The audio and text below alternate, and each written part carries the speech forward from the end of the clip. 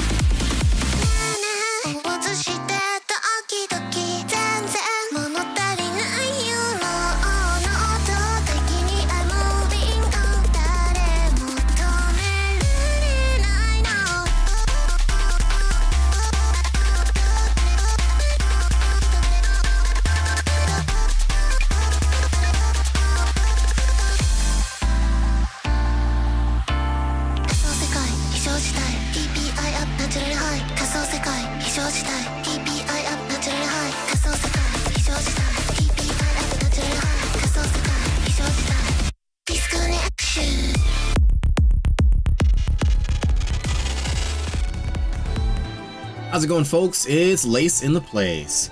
It's Tuesday, and it is so good to be back. It actually feels like forever since I last streamed. I mean, it's only been a day, but still, it feels like it's been a while. It's good to be back. Leah, congrats on getting first. It is great to see it in the chat, and I hope that you were already logged in because I will try to invite you to party, and we'll hit the ground running. And of course, for anyone else who regularly tunes in, who has SAOFD, if you'd like to join in, feel free. You are more than welcome to do so. All right, let's start with the invites. Go. Here, let me adjust my volume on the side because I can hear myself, and I shouldn't be able to hear myself. Let's see. It's the YouTube side that needs to be turned down. Yep, there we go. Also, hi YouTube, I am live over there as well. Again, I do have the chat up on the side. Do know that for whatever reason, YouTube will just sometimes jump to whatever next video it decides it wants to play from my stream. So I may miss a few things, and if I do, I deeply apologize. I don't know how to fix that. Ooh, pardon me, I've been drinking a bunch of soda. I don't yet know how to fix that, but that is something that I would like to try to fix very soon. But I will do my best to keep up with the chat on both sides as I'm able. With that said, I am waiting for I'm just waiting for Leah to arrive, and then we'll go from there.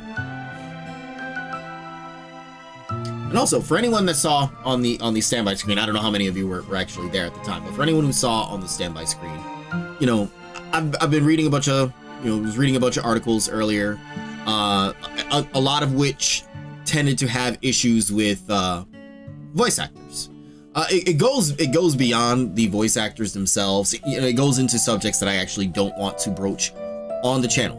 But one of the things I did want to broach at least was to point out, and you know, gamers out there, especially the types that seem to be a bit more agitated lately. Oh, reinvite it, bro. Okay, yeah, I'll resend it.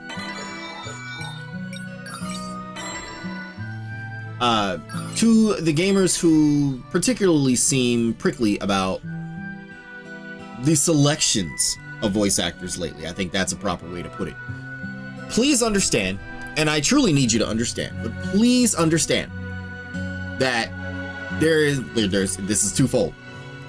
One, there is a big difference between I don't like it because it's bad and it's bad because I don't like it. The first one is okay. That's, you know, I get that. There have been bad performances that I didn't like.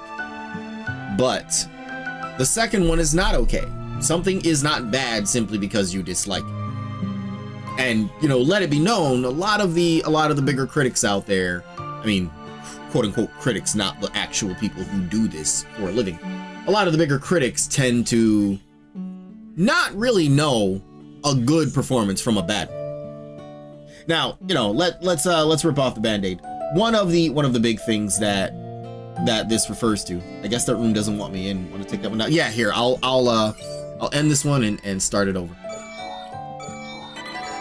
One of the big criticisms in the voice acting world lately was Wook Lamont in Final Fantasy XIV Dawn Trail. Now look, I'm not gonna mince words here. I know Cinnabriar is trans. That has absolutely nothing to do with it, and I literally don't care. And if that's your problem with her performance, you're already wrong. Like, flat out, you're already wrong. For the people who feel that the performance of the character was somehow bad, I disagree. And I disagree on the grounds that I live in a very Hispanic neighborhood. And so I'm very used to hearing that dialect. I'm very used to hearing that accent. And it sounded perfectly fine to me. It didn't sound forced. It didn't sound superficial or stereotypical. Like, nah, it felt pretty damn natural. There were a couple of lines that were hit or miss. I mean, but there's always lines that are hit or miss. I'm gonna throw us into, well, whichever one of these comes up for. Oh wait, that's right. I can run this now. I can finally run. Wait, no, that's not it. I am like one player rank off from being able to run Amber Maze or Rune of Truth and Lies, and which, I mean, I'm not a huge fan of both. You know what? Here, let's do this one to start. Whichever one comes up, we'll run it. And I'll keep complaining. But going back to what I was saying, there were a few lines that were hit or miss, but she wasn't the only one that had a few hit or miss lines. There were plenty of lines that just didn't really land properly. And sometimes, and now this is straight from a voice actor, a longtime voice actor that I truly look up to, someone who is pretty much a veteran in the business, and I think it's rare to hear him not land a line properly. But even sometimes he does. I'm referring to Richard Epcar, of course. You know, he said sometimes you're at the mercy of the voice direction you're given. If you know a word is said differently, like say, you know, in the case of like anime or whatever, if you know a word is said differently than how the director is saying it, but the director says, no, I want you to say it this way, then, I mean, your choices are follow the voice direction that you've been given, or give up the role and get another job. As in, get another voice acting role. And, you know, for the sake of professionalism, most people will just be like, you know what, job's a job, I'm just gonna go with it. You want it said this way? You want potato instead of potato? Okay, I'll say potato. Right? That is a localization failure. And you know what? Same rules probably apply. If that somehow got a pass from QA, if somebody was just like, well, we want you to say it this way, however much I may hate it, and I do hate it, and I will call out how wrong it is, that's how they wanted it to be, then unfortunately that's how it has to be. That's a little different though, only because it's one of those things where it's like the word is right there. I mean, sure, it's an ARC's font, but the word is right there, and just the plain logic of this is a device that you ride on. Why would it not be called a ride-aroid? Like, come on. It's a writing android. Or a writing droid. Like, call it whatever you want. But literally, I'm going to set that one aside. I'm glad you brought that up, though. Hey, Jell, good to see you in the chat. But touching back on the voice acting thing for a moment, you have to follow the direction that you're given. And sometimes it produces a result that's not that great. It's like that sometimes. And sometimes you may feel it was great, the director may feel it was great, the sound engineers may feel it was great, but then everybody else just hates the line or hates the performance. It's like that.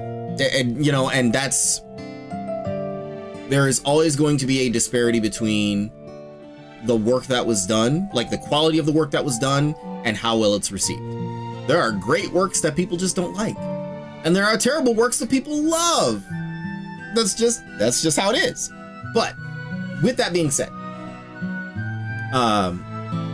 going back to the original point, her performance was not bad at all. Coming from someone that hears Hispanic accents daily, her performance was not bad at all. So for the ones who are critical of that, I'm sorry, but I disagree with you on that. You might want to set the matchmaking region to Asia before making a room. All right, it is kind of late. We need that Ghost Stories direction. Also, I'm surprised that, oh wait, no, this is already after the reset, so we should be okay. You know, funny story about Ghost Stories. They were given a lot of freedoms on that. I'm sure you know this, just the information's out there. They were given only like 3 rules to follow. And other than that, they were allowed to just do whatever they want. And they did whatever they wanted. There were only a couple of cases where they kind of had to like rein themselves in.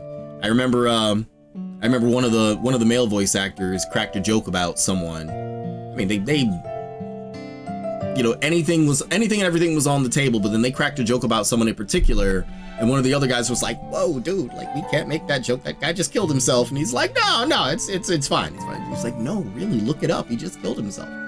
So he looked it up and he was like, "Oh, whoops. Yeah, let's change that." The best and worst VA acting yet. I mean, these were professionals. These were professionals effectively not being professional, but for the sake of humor. That's, you know, sometimes it's nice to kind of cut loose like that. You know, but that aside, you know, keeping on track here. A lot of the discourse regarding Dawn Trail it's twofold. It's threefold, but again, I already noted from the start, one of the discourses regarding Luc Lamont, I'm just not going to touch because it is so not important to the game. It's just not worth bringing up. But as far as her voice performance, it was fine. As far as people upset that we were not the main character, mild spoilers here for anyone who hasn't played Final Fantasy XIV. We just went through 10 years of unifying Eorzea, ending the Dragon Song War, starting and completing both the Alamegan and Doman rebellions,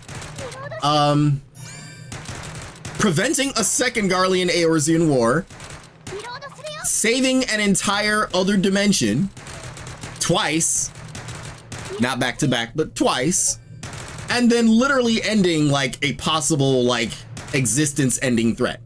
10 years of that. So for anyone who's sitting there like all huffy, like, well, I play this to play my story, not someone else's story. Like, you just had 10 years of your story. Take a fucking vacation. Like, pardon my language, but I can't be nice about this. Like, it's okay if you take a back seat. It wouldn't be the first time. It's just the most recent time. And bro, you just saved the fucking galaxy. If not existence itself, I think you can take a break. I think you deserve a break at that point. But I do understand, I do understand the idea of perhaps people felt like, they were, no, I'm not going to finish that one. I was going to say perhaps people feel like they were duped by not being the main character. And I'm like, it would be absolutely impossible. If you've been playing the game regularly, it would be impossible to go into Dawn Trail somehow not knowing that you were not the star of the show this time. At least for the first half. Everything after the Rite of Ascension is your story. Luc Lamont's story, it's not done there, but her initial goal is complete. And, and I'm not spoiling anything. That's just, that's what you're there to do. Literally, that's what you do. I mean, there's no way you can't know that. But, the second half, which I won't say too much about because that would be a big spoiler. The second half is your story, but she is still part of it. You're still in her country. Why do you think she wouldn't be part of it? Like, come on, people, wake up. Like, wake up. The world, unfortunately, doesn't revolve around the Warrior of Light. Believe it or not, it actually doesn't. It may be your story, but it doesn't revolve around you. Right now, somebody's just like, say it louder for the Kirito lovers in the back. No, really, it's not all about him either. It's not. Oh man, but you know, I'm having my fun with this, but it actually is something that has frustrated me a bit, seeing a lot of the discourse regarding that. And it's, you know, on a more serious note, I think it's absolutely just disgusting that whatever personal issues people may have had with the voice actress or even the game itself, they felt it necessary to like send death threats. Like, dude, that's no, too far. Like, too far. Lady was doing her job. You don't like her doing her job, then too bad. Like, play a different game or change the language to whatever language you prefer, or mute it if you want. But sending death threats to somebody who's just doing their job, yeah, that's a certified touch grass moment. For real. Like, that's the point where you gotta stop and ask yourself, why is this that important to you? This game that you didn't make, that you're not getting paid to play, let alone make. Like, why is it that important to you?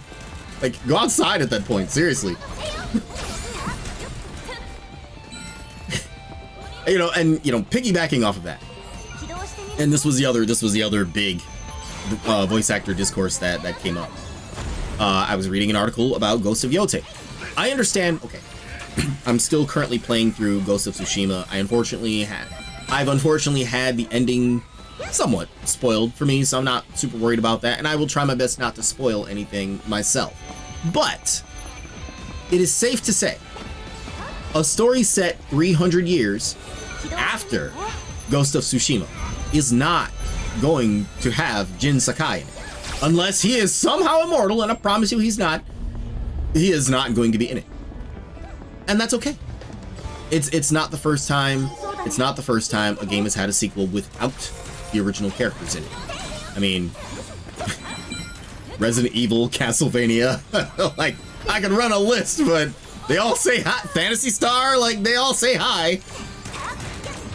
Hell, it's serious tradition at this point to not have the same main characters in Phantasy Star, and this includes Phantasy Star Online.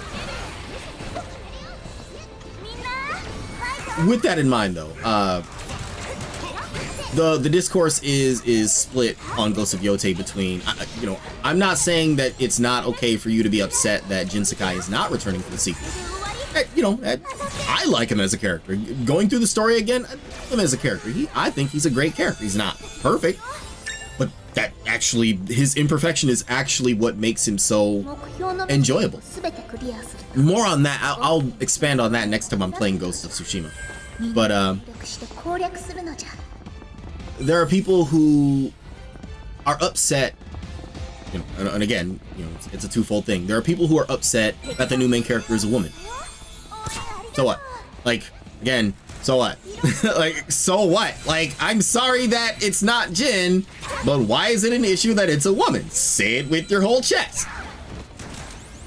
That aside, you know, I did see someone, I was reading the comments on that article earlier, and somebody was like, I refuse to play this game. No samurai or ronin would carry a instrument on their back.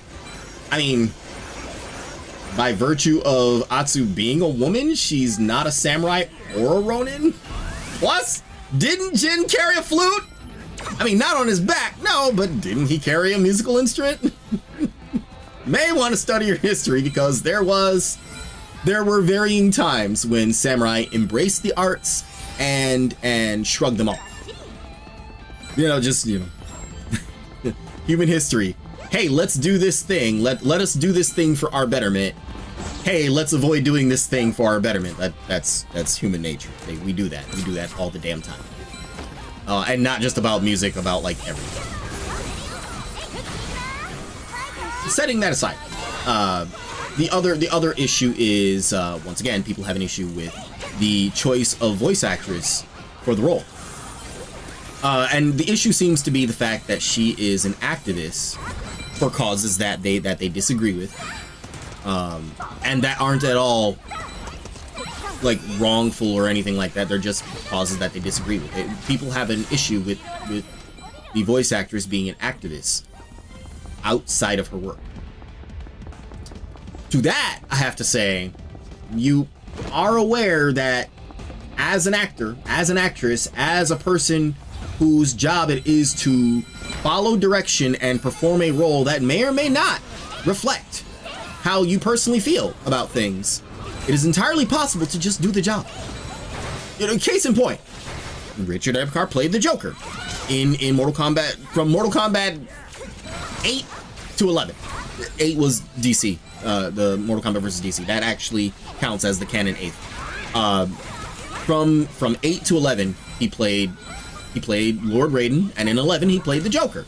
Pretty sure Richard Epcar is not a God of Thunder or a criminal psychopath. I mean, if he were, that would be kind of cool, the God of Thunder thing, not the psychopath. But pretty sure the real life guy is nothing like the characters that he played. and to that end, voice actors are people too. They have interests and likes and dislikes and activism. Like, they are people just like us. They have families, they have things they love, things they hate, favorite foods, favorite movies, favorite roles, favorite this, that, and the other. Like, they are people too. So if you are unable to separate the role from the actor themselves, or the actor's real life outside of the role, you've already gone wrong. You've already just completely steered yourself wrong. And I know right now you're probably thinking, like, Lace, why are you yelling at us? We weren't the ones saying that. I'm not. This is my platform, and I am making use of it for whoever may see this out there to just say, calm the fuck down. Like, if you're out there just pissed off about Wook Lamott's voice actress not being who you thought she was, or not understanding the Hispanic dialect, let alone accent, I'm sorry, but you need to educate yourself more. You do. If you are upset that the new main character of Ghost of Yote is a woman, too bad, so sad. Like, Chris Redfield has been in every Resident Evil since 5. Think about it, since 5. He literally broke the fucking chain. Lace, what chain are you talking about? You know, up until 6, who was the male lead of every even-numbered Resident Evil? Leon. Was he in Resident Evil 8? Said Lace, who hasn't played it. No, he wasn't. But still, I'm pointing out the fact that Chris has literally been in every mainline Resident Evil since 5. And I'm personally bothered by that, but to me, it's not like, you know, I may be bothered by that, but I still enjoy the series. And whoever is playing Chris for the roles that I've heard, I just haven't seen him in 7, I think he did okay. I think he did okay. I don't think anybody who's ever played the role has done badly. I'm giving the first one a pass because we all know how the first one was. Kind of similar to how people separate R. Kelly's music from the musician. Great music, terrible person who deserved what he got. I agree. There are, and that's, you know, Jel, you make a very good point. We don't know who our favorite celebrities are in their personal lives. I mean, unfortunately, some of them are actually really terrible people, like R. Kelly. But his music was good. He was not a good guy, but his music was good. I promise you, if we could go back and meet some of the people that we lift up and revere in history, maybe they weren't the cool people that we thought they were. You know, art imitates life. There's plenty of stories in games that touch upon this concept. Ghost of Tsushima has a story like that too. I'm actually on my personal save. I'm actually going after the armor of Gosaku. Gosaku is a guy who, mild spoilers here. Gosaku is a guy who just put on armor one day and pretended to be this awesome hero, and the people bought it and lifted him up as this awesome hero. And when it came time to actually be the awesome hero, he was like, oh shit, now what do I do? And, you know, by virtue of just, you know, he faked it till he made it. He was just like, oh shit, now I gotta do something. and he just kind of accidentally himself into being a hero. Now he's this epic legend. But the truth was, Ghost Sakura was not the awesome dude that history has painted him to be now. And yeah, when you're referring to Chris Redfield not being able to use radio, he's learned in the years since. Like, just for what I see in 8, he definitely can use a radio. Although I haven't played Resident Evil 7 or 8, but definitely by 5 he knows how to use it. I think it's one of those things where it's like, okay, realistically, the devs might have realized, you know what, there's no way this guy can't know how to use a radio and do the job that he does. This person up on the ground. No. I was hoping I could finish that before it tagged me.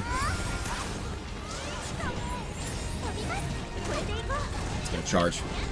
Glad I didn't use that skill when I was about to, because I have a bad habit of using this skill right before the boss like runs or walks away from it like that. Man. Oh well. At least it wasn't too far this time. I forgot I could do that sideways roll.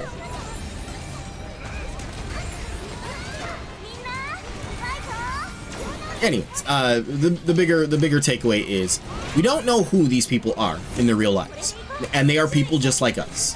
I promise you, while I'm not super different off stream, I may not be exactly the same person on stream that you know on stream. I have things I like and dislike too that I'm sure not everybody agrees with, and that just backs up the statement. Like, we are all people. But when I am Lace Valeria, the multiversal older soldier, I am what I want you. I am what I want you to see. I am playing a role, like any other actor or voice actor. So, to the gamers out there who somehow feel like hiring an activist to be the voice of Atsu, the new main character of Ghost of Yotei, for someone who feels like that is somehow an issue, unless she was literally hired because she's an activist, who fucking cares? Like, I don't care if she, like, you know, metaphorically speaking, I don't care if she is supportive of the Leopards Eating Faces party. I'm not supportive of the Leopard Eating Faces party. It's not a real party, just so you know. It's a joke told on a lot of political channels. Just, if she supports the Leopards Eating Faces party, then cool, good for her. Like, go to town. I don't want leopards eating my face. I do not support leopards eating people's faces. But if she does, I'm cool with that. Has nothing to do with the Ghost of Yotei. Unless there literally is something about leopards eating faces in Ghost of Yotei, which I promise there isn't, because there weren't leopards in Japan, for what I know.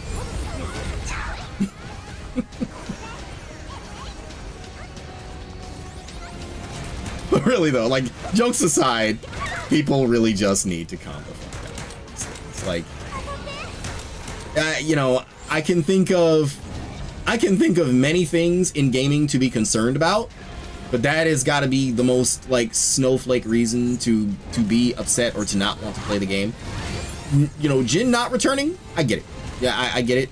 We liked him as a character. We'd love to see him back. Some people, and I don't know this because I haven't finished the game yet, some people are saying, well, his story wasn't done yet. His story wasn't done yet. Okay, but perhaps not, but the devs themselves made a great point in the article I read, saying that if they stuck to Jin's story on the island of Tsushima, might have made the story a little bit stale.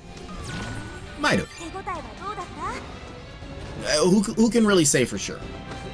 You know, while, you know, branching out or, you know, expanding to a different timeline and a different person, they're kind of taking the Assassin's Creed route.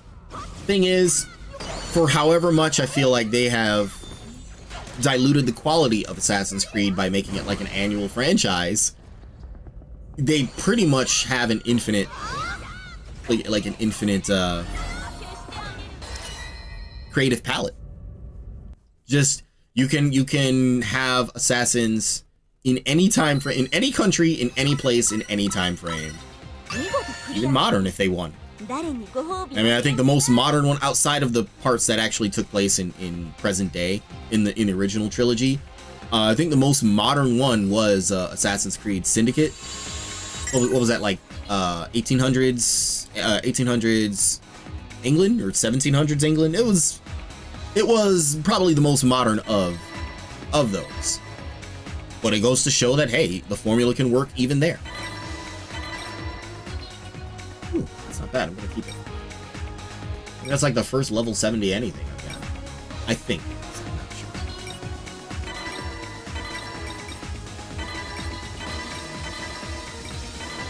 All in all, just like I said before, I really need the easily outraged, and that's me putting it nicely.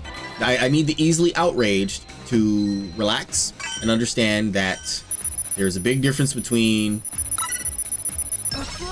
someone performing a role and someone actively supporting a cause or being an activist for something in their real life that you may or may not agree with. Again, you know what? In fact, you know, I changed my stance right now. I officially joined the Leopards Eating Faces party. I wholeheartedly support my feline friends and their freedom to eat people's faces, as long as it's not mine. Lace, that's disingenuous. It is, but I'm making a point. Here, let's throw ourselves into Jade Maze real quick.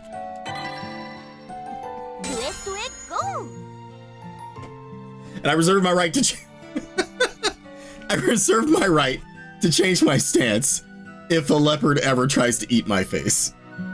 Because, you know, I support their freedom to do that, but I'm not saying that I want them to do that to me.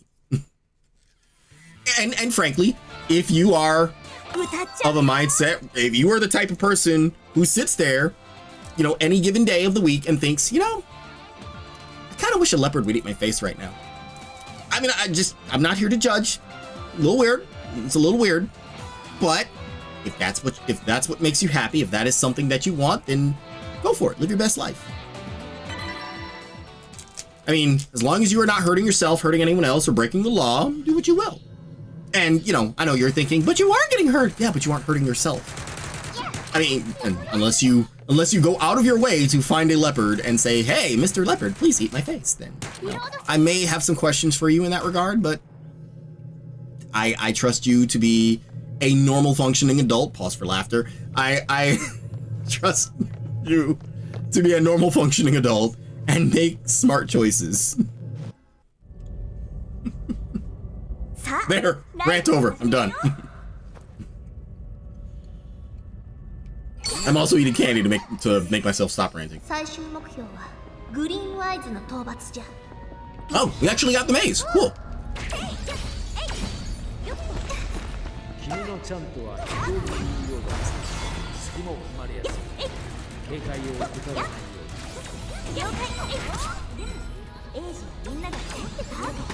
I can hear people tomorrow. Lace just declared he was in favor of the Leopards Eating Faces party on stream.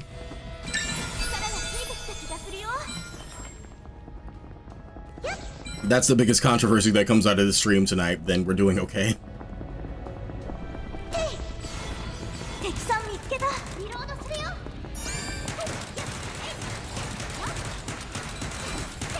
You know, circling back to and I'm sorry, I've swallowed the candy. Circling back to the Final Fantasy XIV thing. This discourse with Wuklamat being the main character and not us. This isn't even the first time this has happened. A lot of people had the same issue with oh, there's a treasure box over here. They had the same issue in Stormblood with Lise. See, the difference is a lot of people felt like, oh, you know, Lise just took all the credit for what we did. No, she didn't. She was actually right beside us for all of that. Like, she was there with us for all of that. Like, it is implied that outside of the moments where we literally split up or we were literally separated, when we were fighting, she was there fighting too. So this wasn't like we did all the work and then she was just like, oh, I saved Alamigo. No, she was there fighting alongside us. That's how it's always been. You know, and same goes for Wuklamat, but in reverse. Like this time, we were in Lisa's place. We were standing back, and I shouldn't say standing back, but we were in the supportive role this time. That's exactly what we were. That's exactly what we were hired to do. That's exactly what we agreed to do going in. So for anyone to be so surprised that we weren't the main character and the story wasn't all about us, surprise? Before you left Eorzea, if you didn't know this, well, there really is no way that you didn't know it. Oh wait, this is the way to go. Why did I think I was on the... Getting myself all mixed up here. There's usually one up here. No? I guess not. Not this time. Is there one down here? Narrowly avoided that blast. Oh, there is. Let me turn this off too, so we don't get poisoned.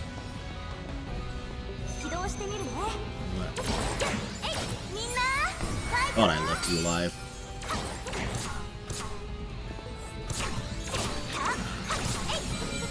Trying to use a skill I didn't have ready. Alright, that's 2. Where's the 3rd one? Later, nerds. I'm pressing buttons.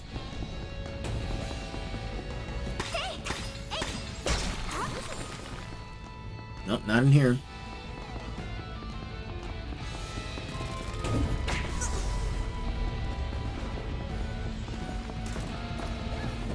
Here? Ah, I found it.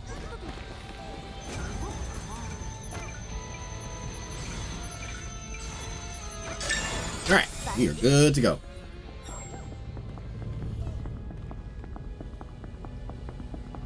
Good job!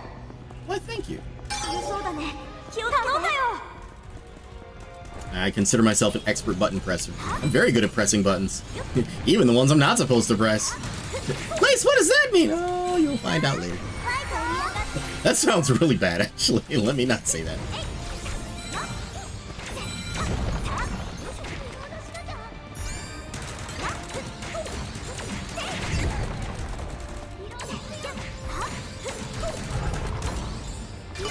You know, in the spirit of large misunderstandings of Final Fantasy XIV, another Stormblood character that people largely just, they didn't hate her, but they certainly didn't want to like her. And the community was particularly angry that they seemed to be trying to do a redemption arc for them. Oh, this one also is twofold. Yotsuyu and Fordola. I love talking about these two because of how much misunderstanding there was about them. Yotsuyu is the easy one she's the easy one to cover. She is a prime example of how much someone can break and what it does to them. And there is one scene that makes it so very clear. Mind you, I'm talking about now like a 6-year-old story. So yeah, spoilers ahead. When you defeat her in Doma Castle, this is part of the story. When her plans fail, she tries to bring the whole place down on you. Or I think before she tries to bring the whole place down on you, when you've defeated her and she's laying there and kind of starts to tell her, I don't want to say sob story because that cheapens it, but when she starts to explain why she is the way she is, you know, there's a certain point where her demeanor just changes. And this is a great example of great voice acting. For anyone who's just like, oh, I hated her voice actress, she's so bad, the voice acting is so bad, English voice acting sucks. No, you suck, shut up. Anyways, in the moment where she is telling you how she was basically sold off, her parents died, her aunt and uncle took care of her, and I use that term loosely, took care of her, but just couldn't stand her, treated her like dirt, and of course treated her cousin like far better than her. I mean, it's one thing to treat somebody badly, but then to treat a sibling so much better than them only hurts even worse. They at one point sold her off to someone, you know, marriage-wise. Sold her off. That person abused her, and when they were tired of that, that person sold her off. And the next one abused her. There is a story I read some years ago that kind of parallels this. This was a story of a very sad story of a woman in China who went through very similar circumstances. It does not have a very happy ending to it. I don't really want to tell that story, but I encourage you to look it up because it does sound a lot like that same story. But anyways, a person who was mistreated by her own people, but ended up in a position, like when the Garleans occupied Doma, she ended up in a position to rise to power. Because of the access she had, because of the information she was able to gain access to, she rose to power. Now, what happens when someone who's been treated like absolute dirt gets power? They're gonna turn around and treat other people like dirt. That is, you know, I could share my own experience of what it was like for me in the military, but I'll save that for another day. But there is some truth to that too.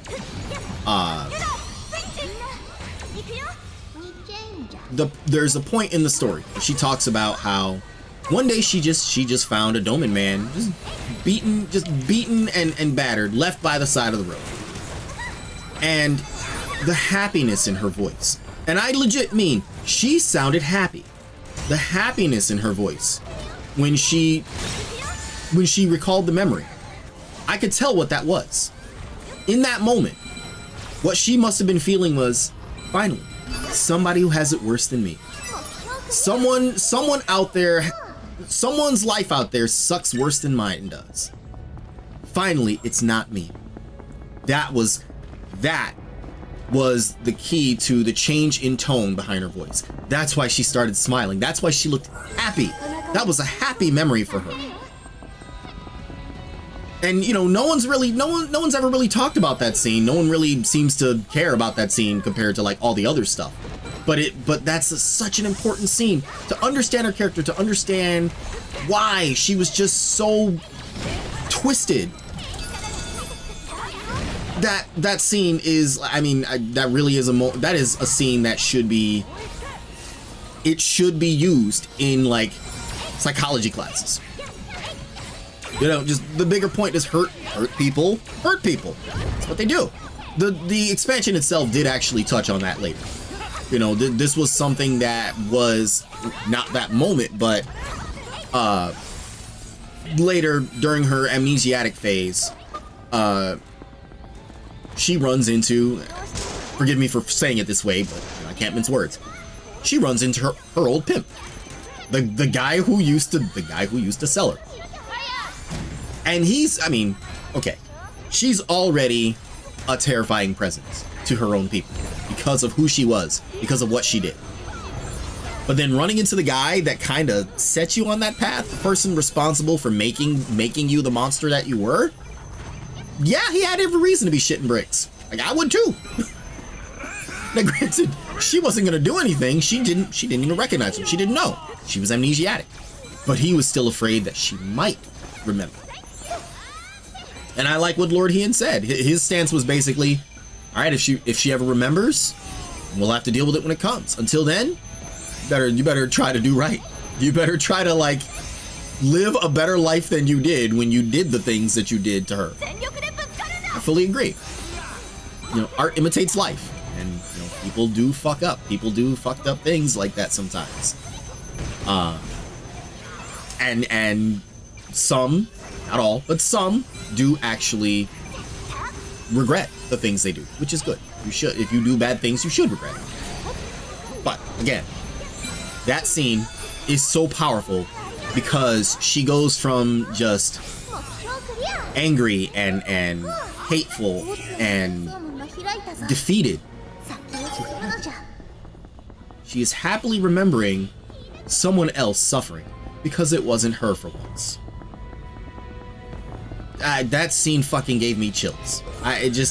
It sent chills down my spine because I understood what was going on behind it. And there's another, you know, switching gears to Fordola. There's a scene like that for her as well that comes much later. But Fordola is an extreme example of someone who's trying to do the right thing, just keeps doing it wrong, or just keeps making the wrong choices, which happens. That's life. You know, What was it you said, Leah, before? The road to hell is paved with good intentions. Fordola spent most of her life on the road to hell, full of those good intentions. You know, this was a girl whose father accepted service in the Garlean occupation, and to those who chose to serve, they were given a better life. And people, and of course, naturally, her people held that against him. She did not deserve to watch her father be stoned to death by her own people. She didn't. She did nothing wrong. But that's what happened. And and she didn't understand why at the time. She was too young to understand why. Despite that happening, when she grew up, she too chose to conscript. She chose to join the Garlean military. For the sake of trying to show her people, look, there's a better way. We don't have to bow and scrape and settle for being the savages that they think we are. That's a direct line from the Garleans. That's anyone that isn't Garlean is a savage. But yeah, she joined a youth brigade designed to, spend a couple of years in service, do well, and you get to live a good life, even as I think they actually would make them Garlean citizens. I don't know how true that was, but I remember that was sort of the thing.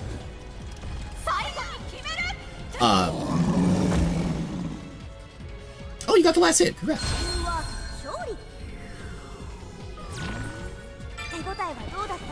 I didn't see where the stuff flew out to. It doesn't look like anything good. At least not the thing I was hoping for. But that's okay. Also, hang on. I got a friend's stream open on the side and it's a little loud, so let me adjust the volume. Alright. So, going on. There are several moments where Fordola is watching her own people be mistreated, and you can see the conflict on her face. She knows it's wrong. She knows she wants to help them, but she knows it's only going to be worse if she gets involved. And that's actually a lesson that Lise has to learn the hard way as well. There's a scene where I think it's the first scene that you meet Fordola in. She comes to collect whatever it is from the guy who came to deliver it. And guy's doing his job. Now, this is an Alamegan. Guy's doing his job, but he still gets beat up. And Lise sees this and wants to get involved, but one of the Alamegan resistance members stops her, and he's like, "What are you gonna do? Jump into every fight?" Like, he gets his ass kicked. I'm paraphrasing. Yeah, he gets his ass kicked, but he gets to go home. If you jump in, they're gonna kill that guy, or they're gonna go after his family, or they're gonna go after someone else. And that was a moment where she realized she had to learn. Wait, I can't just jump in and play hero anytime I want. There are consequences to it. Quick side note: a lot of this happens in Dawn Trail as well. Not the same situation, but a lot of moments where Wook Lamont has to learn the hard way. Hey, look, you can't be who you are. You can't be the way you are. You can't trust any random person out there because they will try to take advantage of you. There is one very big example of that. Play Dawn Trail and you'll see. So, going back to Stormblood. There's another scene where I believe after doing something good and being acknowledged for it, a Garlean soldier makes some kind of snide comment about her. Her being Alamegan, thus being a savage. And it's like, you could tell by the look on her face, it's like, nothing I do is ever going to be good enough. No matter how much I do well and serve and prove myself, I'm always just going to be this to them. And that too is very demoralizing to someone. But let's dive into a boss raid while I continue bitching. It's in 4.1, I believe it was the story of 4.1, that you know, Alamegans are trying to rebuild. They are trying to figure out what they're going to do to establish a new government, because lore-wise, they used to have a king, and then he went crazy, started killing everybody because he didn't trust them. A lot of this history is covered in the drowned city of Scala. But yeah, the old king went crazy, started killing off people close to him because he just didn't trust them. And then I think the people either rose up against him or he just sort of secluded himself and died. But just about when that happened, Garlemald was like, "Hey, you guys look like you need some new leadership. What's up?" And that's when they got invaded.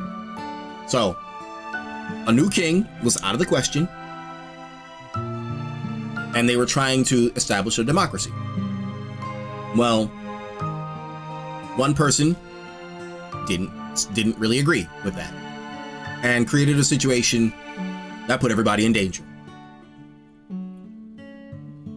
They summoned Sri Lakshmi, the primal. Yeah, they summoned her, and obviously at this point you understand that at that point in the story there was no cure. I'm sorry, I'm eating candy again, so I apologize for the noises.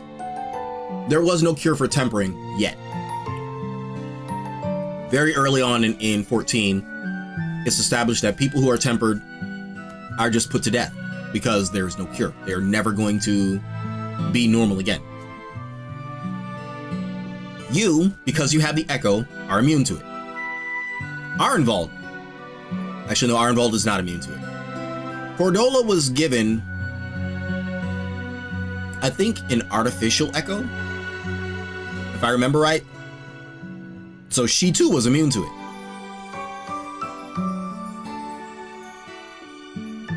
When to that point, Fordola was sitting in a cell somewhere. Like, when Alamigo was liberated, she was arrested and imprisoned. Lise goes to her cell, throws her a sword, and says, "You wanted to do something for your people?" Now, I'd like to point out the fact that she did commit a very big war crime before that, and killed not only Alamegans, but some of her own soldiers. And, that weighed pretty heavily on her too. But Lise went to her cell, threw her a sword, and said, "You want to do something for your people? Here's your chance. If that's not good enough for you, you can use it to take your own life. But it's your choice. Sit here, end it, sit here and wallow in self-pity, or do something to help." And she chose to help. Hey, Rudico, good to see you in the chat. Let me fix my what you call it has been off all this time. My tracking has been off all this time. Well, that's more like it.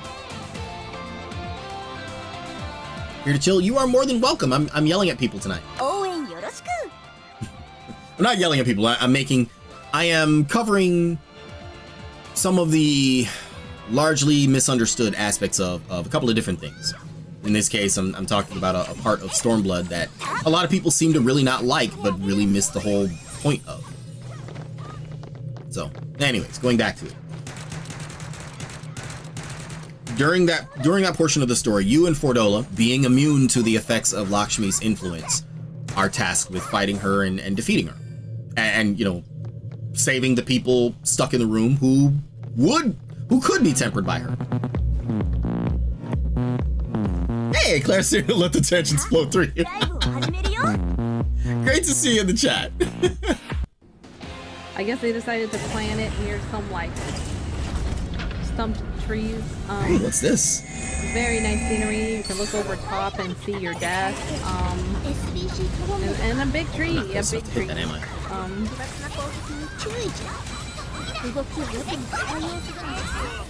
Whoa, let me not stand there.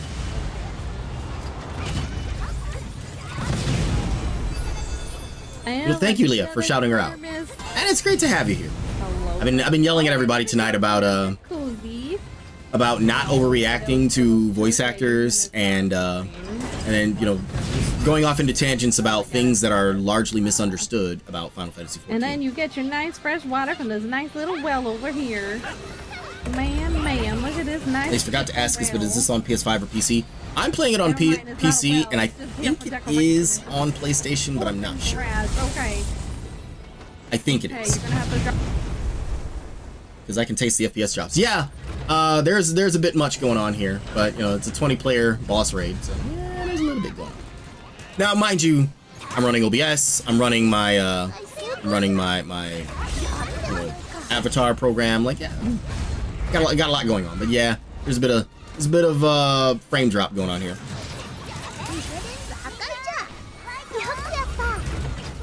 Anyways, going back to that scene. The most memorable part of it is this is one of those moments where actively remembering the story will pay off. At some point during the initial story of Stormblood, Cordola fights and kills one of the resistance members. And you had previously met his, I think it was his father or his grandfather. And you know, that guy was like, he was like the village elder of one of the villages invited to the meeting to figure out, like, how are we going to form a new government for Alamigo. After everyone is saved, and you know, everyone in the room is grateful. You know, they're all, they didn't get they didn't get tempered, so yeah, everybody's happy. But he's the only person that says, I will never forgive you, but I will thank you. And they didn't show Fordola from the nose up, but you saw her shed a tear, and that single tear meant, finally, I did something. The woman who made a bunch of bad choices trying to do the right thing finally did the right thing, and it was a vindicating moment for her. But a lot of people in the community were just like, oh, why are they trying to give her a redemption arc? She committed war crimes. She's so terrible. And I'm like, do you not understand? This woman has been trying to do the right thing the whole fucking time. Like, hello? I mean, one of the central messages, which honestly, they really didn't dive into that until the next expansion. One of the central messages of Final Fantasy XIV has been that good and evil are not so, like, light and dark. Like, it's not so set in stone.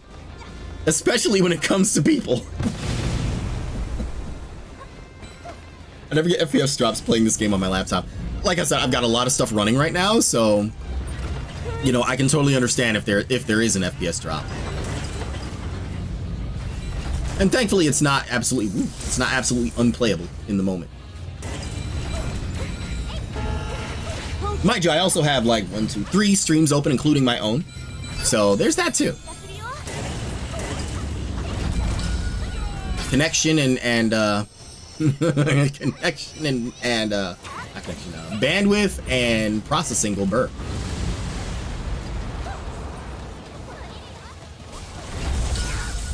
Too late on that.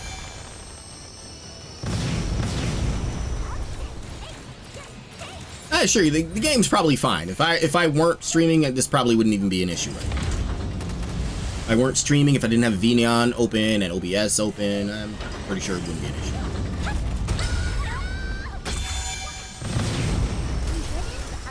Like, the computer is definitely powerful enough to be running this, so that's not.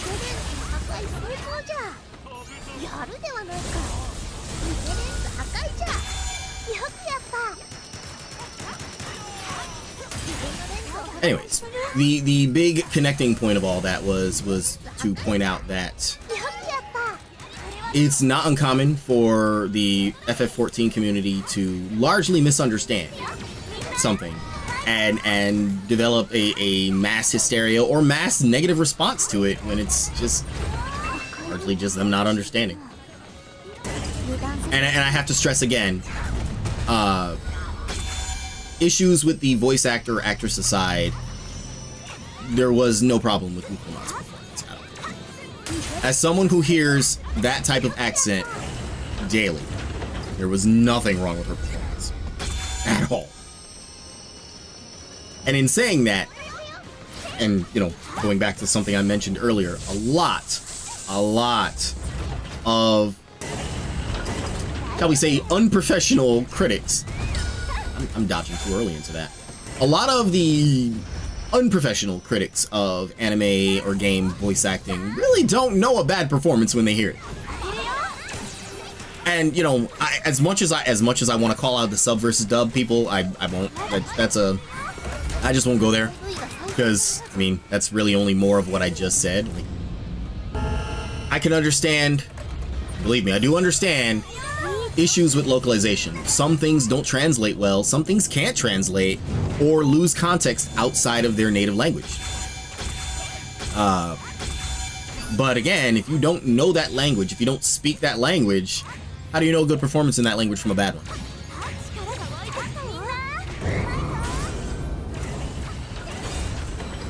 Yeah, I'm using controller for this.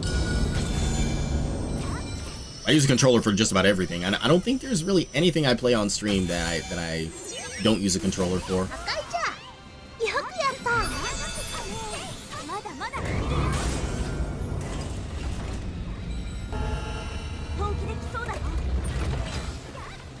Did I pick up one of these earlier? I didn't. Oh, what am I doing? I thought I had one and these were just... Let's get this one.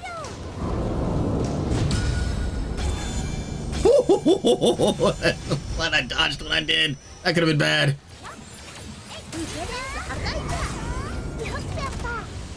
Uh-oh, I didn't see somebody was down over there. Is that one of ours or no?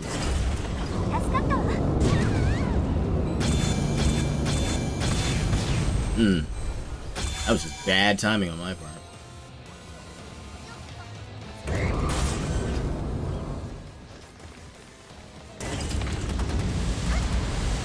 Want more missiles? Yeah, more missiles.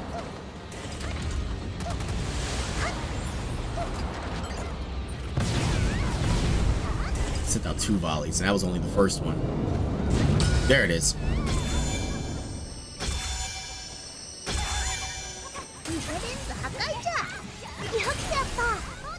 Really ought to build an electric weapon for this. But since I'm not like max level yet, I'm not really gonna go out of my way to build. Like, I've built one for leveling, but I don't really need like elemental weapons. Eventually. When I'm going to get higher gear and higher levels, there's no point in trying to go all out now. There it is.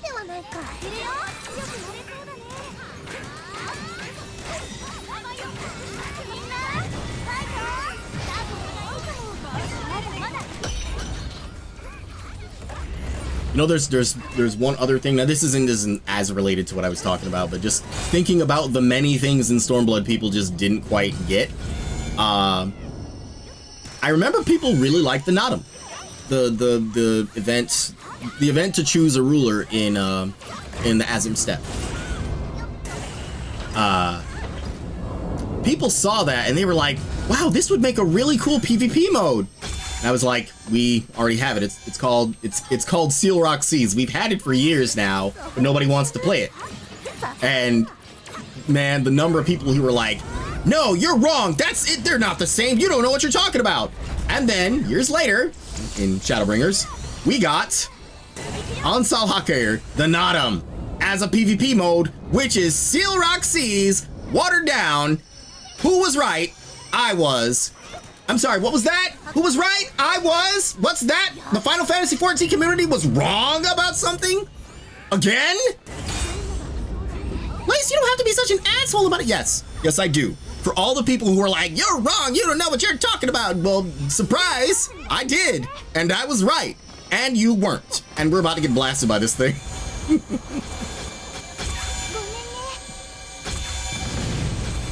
Oh, it's a sweeping beam. Oh, I didn't know it does that. Oh, okay. Ow. I thought I dodged them all. But yes, I'll never forget all the people who were just like, "No, they're not the same." I'm like, yeah, it pretty much is the same. It's just, you're just not interacting with an actual, like, you're interacting with a spot on the ground, not an Allegan node. It's literally the same thing. Sure enough, it literally is the same thing. So believe me when I say, however much you may not want to like it, believe me when I say, and when I said that the thing that people love about Dancer and Red Mage was the same thing people hated about OG Machinist. It is exactly the same. It's technically worse, but it's the same damn thing.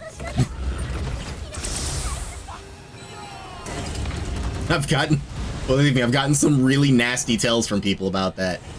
I made my status in game. I made my status in game that in Shadowbringers. I said, you know, Red Mage and Dancer inherited what you hated about Machinist. You know, this was before the Stormblood rework for Machinist. And again, people were like, "You're wrong. You don't know what you're talking about. They're not the same. You know, Red Mage and Dancer are so much easier." I'm like, yeah, they are easier. I'm not disagreeing with you, but Machinist wasn't that hard to learn if you learned it. Hey, Yuki, good to see you in the chat. How you feeling today? I'm yelling at people tonight, so. Not about bad things, well, about a couple of bad things, but we're past the bad things, and now I'm pretty much being the I told you so guy.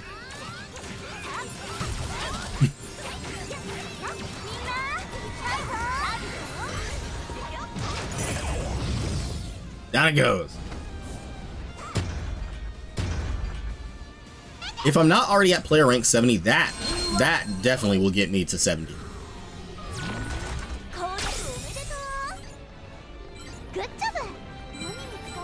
Oh, we had 4 minutes left in that fight. Oh, that could have been bad. Wow.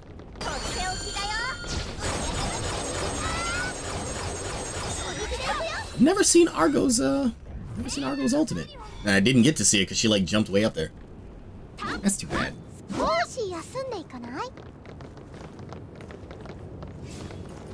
Damn, we like eclipsed everybody's damage. But to be fair, Aaliyah's like level 100 with a weapon specially built for this. So yeah, we better have top damage. Plus, you know, I'm sitting there like buffing constantly. So yeah, if we didn't have top damage, I think we were doing it very, very wrong.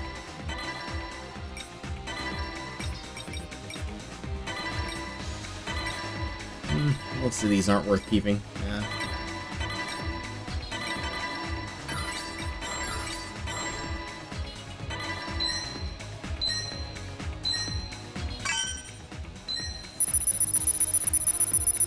Really? Stop just short of. Okay, that's fine. Someone's name is NSFW. That's actually kind of funny.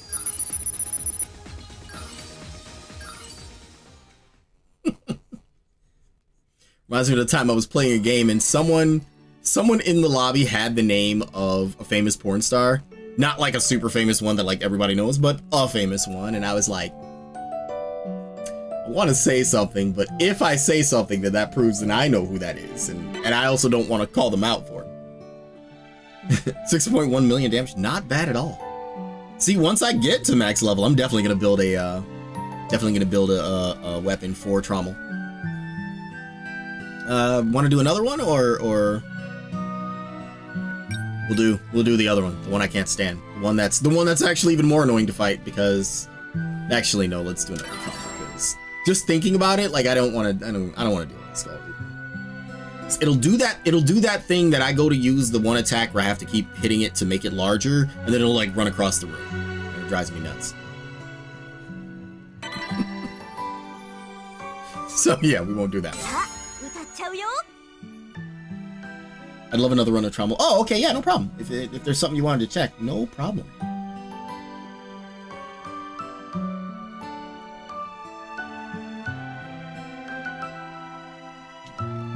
Let me refresh the YouTube stream to make sure everything's okay. While I was tabbed away from it, it just stopped and it didn't jump to another video, thankfully. I guess it only does that when I have the tab open. In that case, I'll just keep the tab not open so it doesn't do that thing. Oh wow, I completed 4 out of 5 of the dailies already. Is this land a 30 hit or higher combo in one quest as a support? Can I do that as Yuna? I'll try, but I don't know if I can do that. It might be a little difficult against Trommel, who frequently goes untargetable, but we'll see. We'll see what I can do. Grab a drink while I'm able to.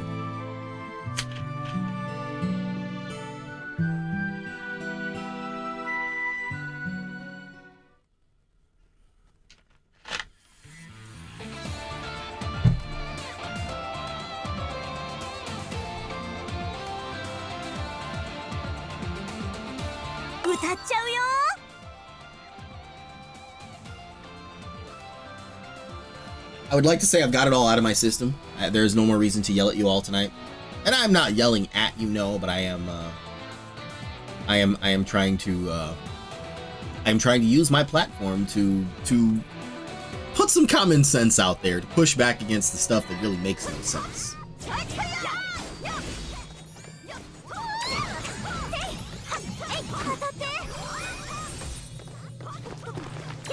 You know, and as far as voice acting goes, that's a field I am very interested in. I still am interested in it, but I'm just not actively trying to pursue it like I once was. I did an audition or two way back, and they went really well, but I wasn't able to follow up at the time, and I regret that. So who knows how differently things could have gone. But knowing a little bit about the industry, knowing a little bit about what it entails and what goes into it, it's hard for me to take the criticisms of people who don't know about it very seriously. And now to that end, I'm starting to understand some of the YouTubers that kind of have, I don't want to say aggressive stances, but very dismissive stances about certain things. There's been a couple of them that I've watched that, you know, talk about things like, okay, great example.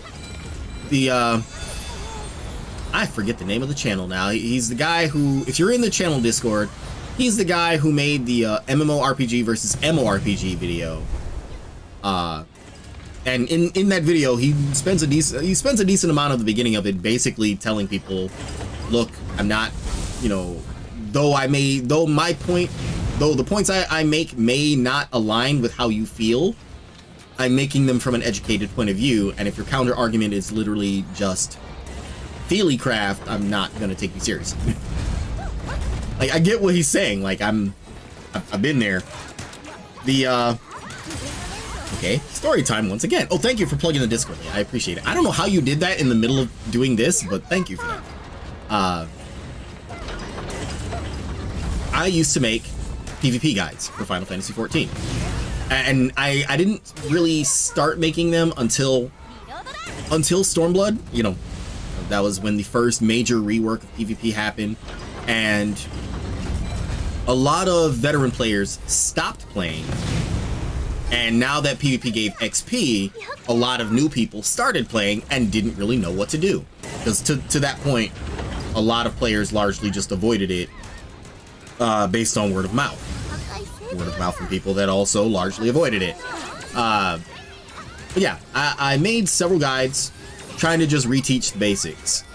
And in one particular case, I've played Machinist. I told you this. I've played Machinist since the day it was added to the game. I still do. You know, and most of how it used to be, I still very much remember, both PvE and PvP. But there was a particular bad habit that players had at the time that I made. When I made the guide, I literally showed on the screen why it's bad to do that thing.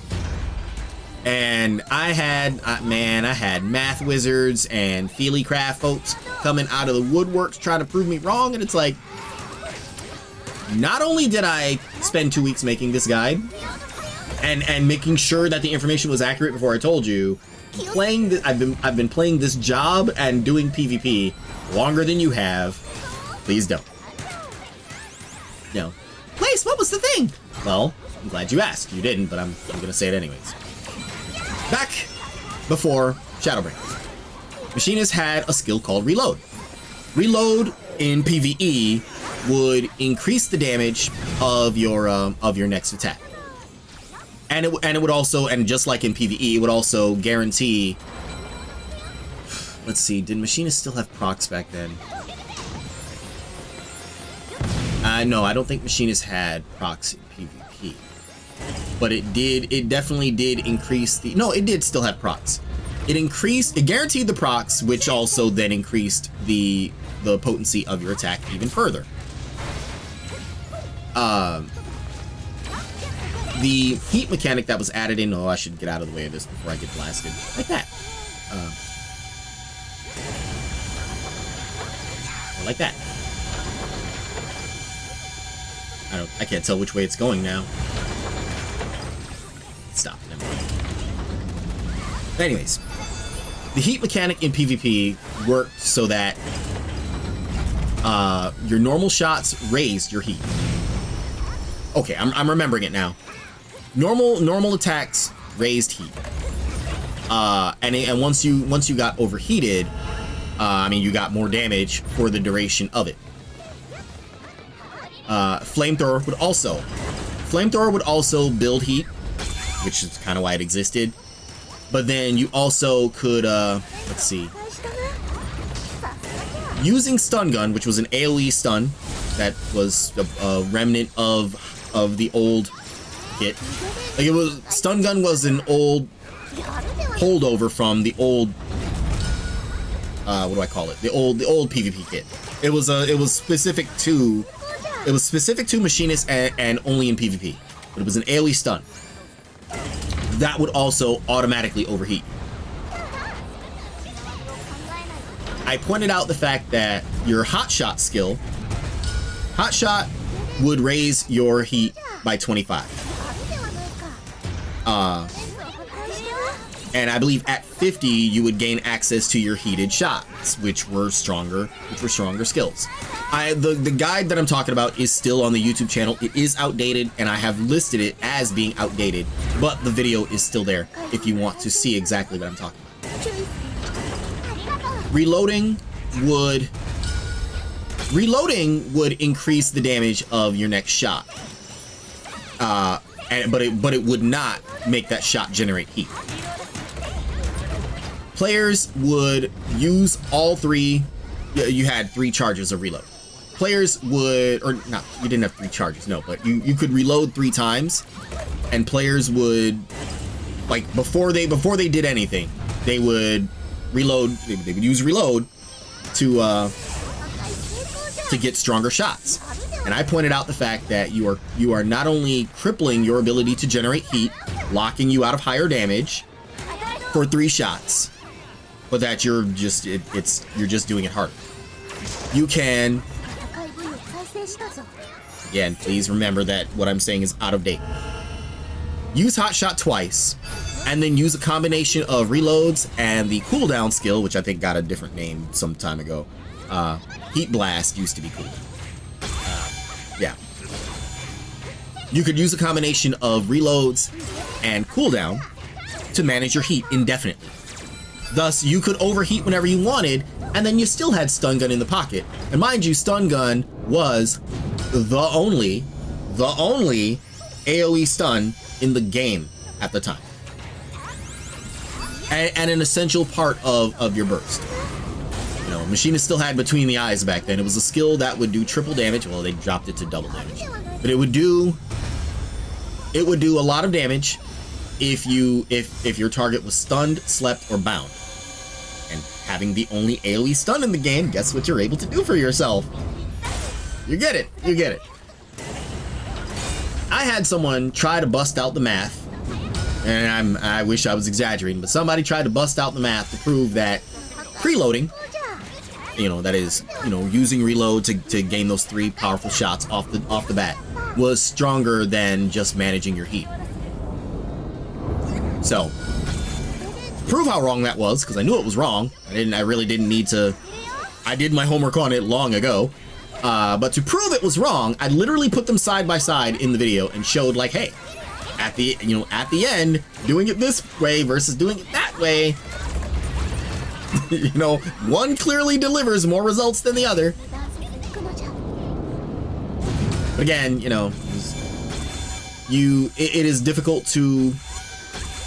is difficult to convince someone who thinks they're right that they are not, especially when they're trying to, like, pull out nerd math on you. that's really neither here nor there, but it was worth mentioning, if only because, oh, why do I have revive and not this? Really don't have to worry about dying in this. Unless I truly, like, screw something up. I really don't have to worry about dying here. I guess that was me being too slow. I just don't get how that hits, or where it hits.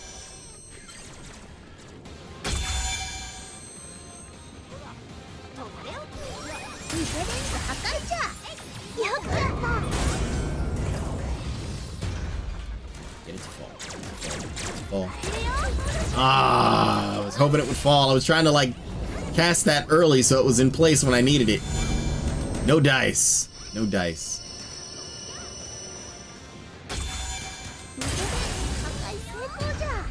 Now it falls. Now that I have that on cooldown. That sucks, man. That's okay. Let's get this done. And have this.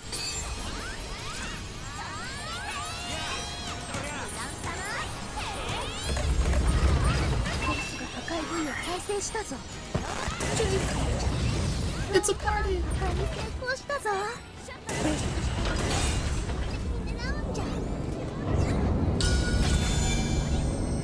Let's just get this done.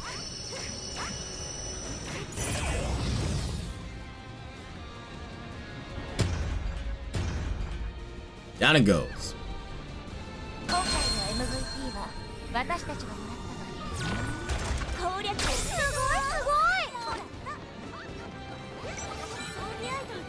I ran right through that thing and didn't even pick it up. Wow. Or I must have been like a little off to the side of it.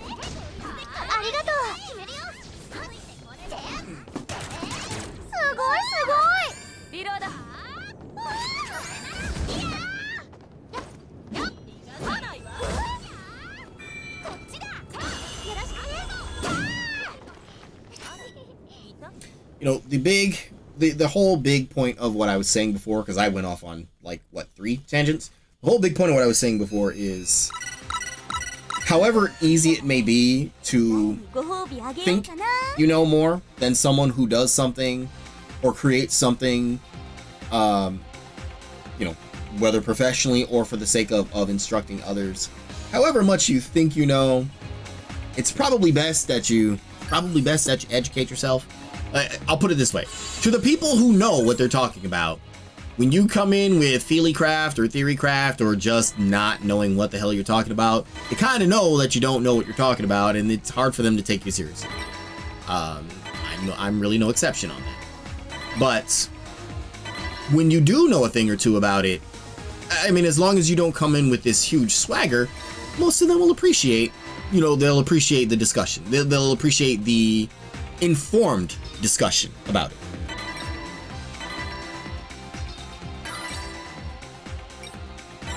$4 million. Oh, did you not use an elemental weapon this time, or? I should have asked what you were doing. I didn't even ask, and I'm sorry about that. Hooray! I can run that dungeon that I don't want to run now, because it's terrible. Well, one of them is terrible. The other one is just, what was the other one? Amber Maze? Amber Maze ain't that bad. Ain't that good either, but Ruin of Truth and Lies is just, ugh. Ah, yeah, there it is. New co-op quests unlocked.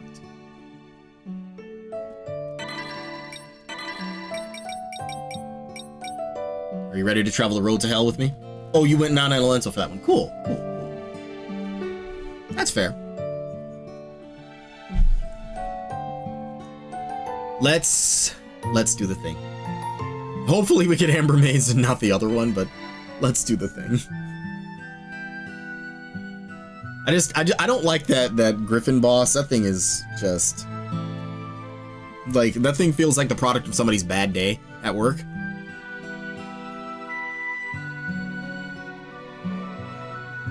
Feels like somebody, like, pissed off the intern. They were like, look, get the job done. Just get it done. And he's like, well, I'll get it done. I'll get it done already. I'll get it so done that you'll all pay for it. It's not completely built, but it's crazy that it still does so much. I mean, we are pretty high level, though, so that has to count for something. High level, fully maxed, I'm sure, right?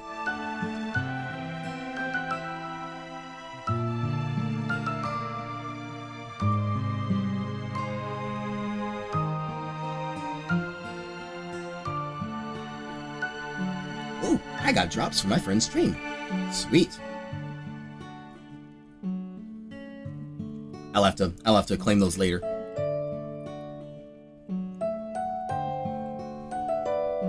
Oh, I'm sorry. I didn't even queue us up for it. I'm sorry. I thought I did. My bad. I'm sitting here eating candy and throwing my feet up and waiting for a queue that wasn't even happening. I guess maybe one more run with off element will tell. Okay, you wanna do another trommel after this?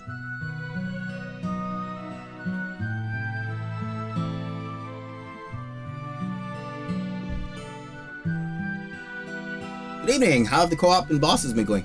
Not too bad. Not too bad. I could be doing a lot better, but I'm so busy like yelling about stuff that isn't even relevant to the game. Hey, Sky CQC, thank you for the follow. That is awesome of you. Welcome to the Butterfly Squad. Please do not mind me yelling about Final Fantasy XIV and voice actors, because, you know, it's not something I do regularly, but I do it from time to time. Yelling, not voice acting. Though I would like to do that.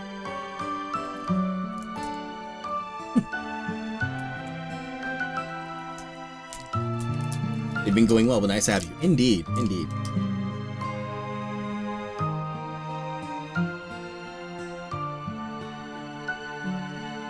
Do pardon me, I'm eating Starburst and trying not to choke while eating it. Plus, it's impolite to talk with your mouth full, said Lace, talking with his mouth full.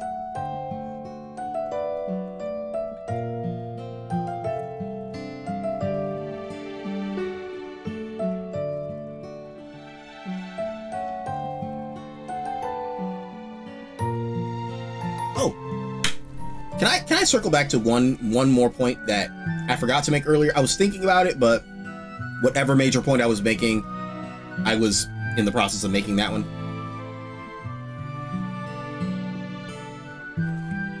Regarding... Let's swallow this candy first. Regarding the choice of voice actors for Atsu in Ghost of Yote, this person has played several roles before.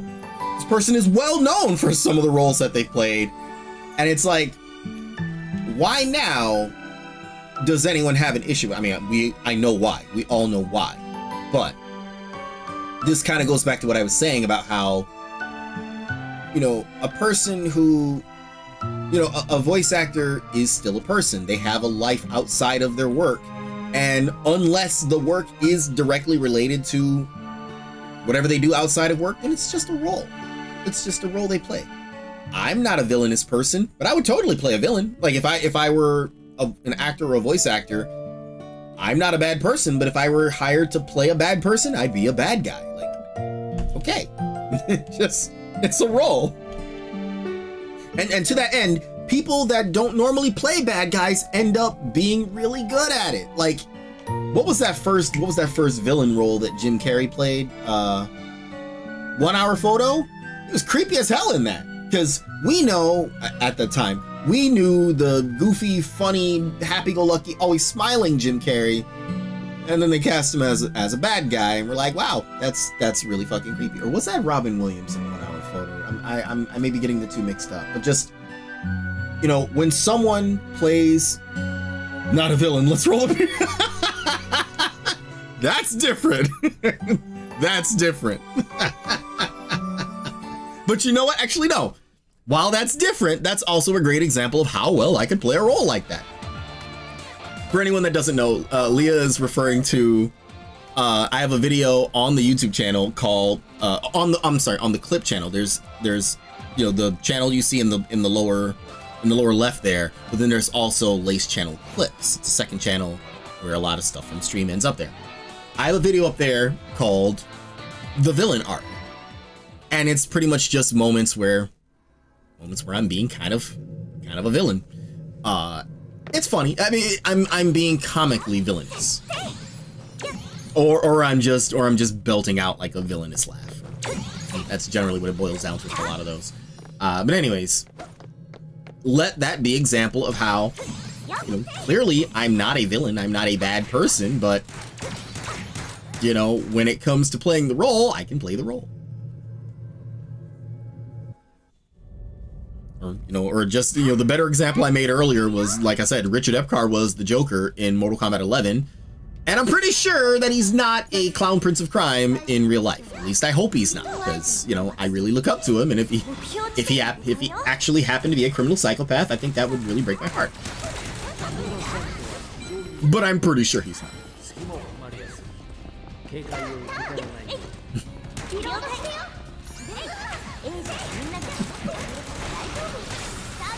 I can hear you thinking, but you don't know that. I don't know that. And it's really not important if I know that or not. Because in the end, he's just playing a role. Maybe. Like, okay. I hate to burst your bubble. Chat, I hate to, I can think of no better example than what I'm about to say. I hate to burst your bubble, but I am not a dimension hopping. I'm not a dimension hopping rich girl that became a soldier. I was a soldier in real life, yes, but I'm neither a girl nor rich, nor have access to dimension traveling technology. I'm sorry to burst your bubble. Talking about villains, I can't wait to see Tony Stark's actor as Dr. Doom. I think he would be great at it. I wouldn't have expected him to be so good at Iron Man, and then, he did so good at it, they pretty much have... He did so good at it, he's basically reshaped the depiction of the character going forward. You can tell you're really good at a role when you just leave such a mark that the original artist or the source material starts to take from you. Or it could just be said, some people are just perfect for a certain role that can be arranged. I hope you're talking about the dimensional technology and not the, becoming a rich girl. Because, sure, that is possible, but if I wanted to be a rich girl, I either would have been born one or I would have become one by now. But again, I'm neither rich nor female. Chat, I apologize, but I have a severe, how do I put this? I have a higher than normal abundance of Y chromosomes. Actually, no, saying it that way makes me sound... No, see, that's... Higher than normal would be... Okay. I know what I was trying to say, I just said it wrong. I am a guy, in real life. I am not a girl. I am sorry if there was some type of misunderstanding on that. Clearly, by my voice, I am male, and not female. But I am also not rich, not a soldier, and I have never traveled dimensions. Yet. It's only 2024. The verdict's not fully out on that one. You never know what may happen.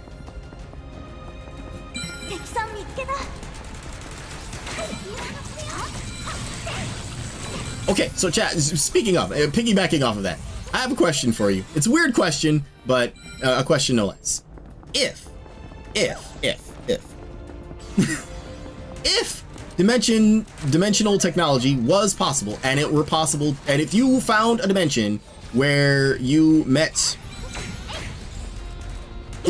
another version of yourself, and they were your type, so to speak. I'm trying to be inclusive in this because I'm a straight male. If I went to another dimension and I met a female version of myself, would I hit it? Yes, I would. Would you? Like, to yourself, not me. Like, don't, like, would you get involved with your otherworldly self? I have a friend who said they absolutely would not, because if they were anything alike, they would hate each other. And I understand that. I get where they're coming from on that. Me? Oh yeah, let's get weird. Like, it would be weird at first. I'd be like, oh, so you're me, but girl. If we were anything alike, maybe we'd both be cool with the idea. And that's that moment I'd be like, let's get weird, baby, and we'd get weird. Lace, what do you mean by get weird? If you don't know what I mean by let's get weird, you are in the wrong place. You are too young to know. I'm starting to doubt. I know, right? And the more you say it, the more there's reason to doubt. Oh, this is critical damage. I'll take it. Don't really need nullify status effects because nothing here causes status effects. Yeah, nothing in here causes status effects, so that's entirely pointless. Oh, there's 4 switches in this room. I'm sorry, I'm running around aimlessly. I thought there were only there's usually only 3, but I guess there's 4. There's usually an extra wall to break somewhere. Oops. Find that first.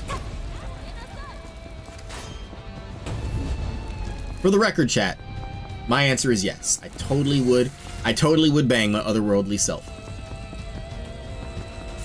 I mean, you only live once. How many people would be able to say, I met myself in another dimension, I met another version of myself in another dimension, and one thing led to another, and we had a good time. Hopefully, we had a good time. Maybe you're so alike that it just would be absolutely weird and awkward and bad.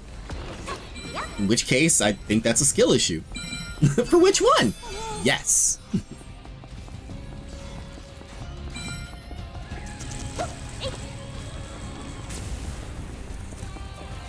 Where is this other terminal at? It's up high, isn't it?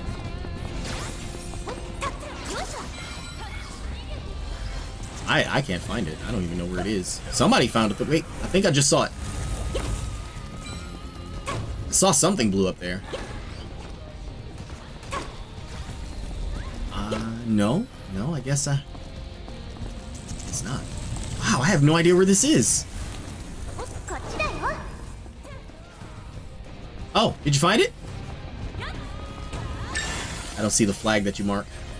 Like, I saw the text thing, but oh, up top. Oh, I never would have found that, honestly. I never would have found that. Thank you for that.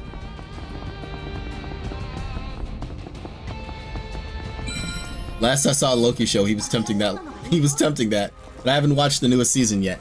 I haven't seen it, but I now I'm curious. I'll have to check that out. Talking about villains, I can't wait to see Tony. Oh, I read that already. Yeah, I am really looking forward to that. I'm looking forward to a lot of different things, but definitely that.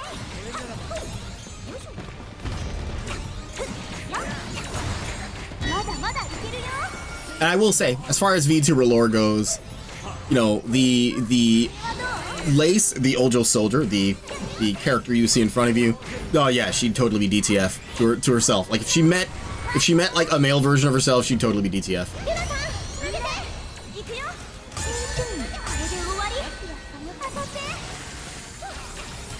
Lace, what does DTF mean? Ask your parents. If you somehow don't know what that means, ask your parents. Although, if you're too young to know what it means, you're too young to be here. And raise your hand if you're not old enough to be here.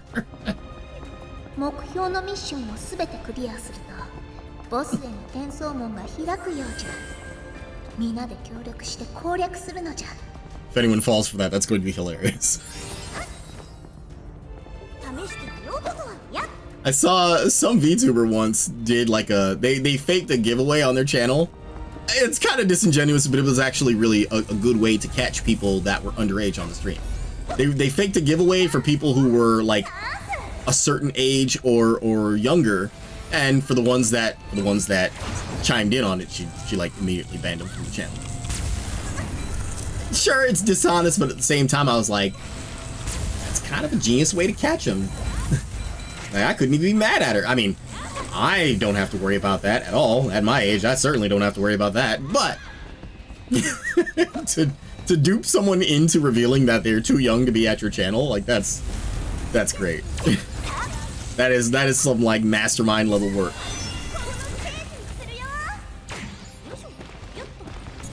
Whoops.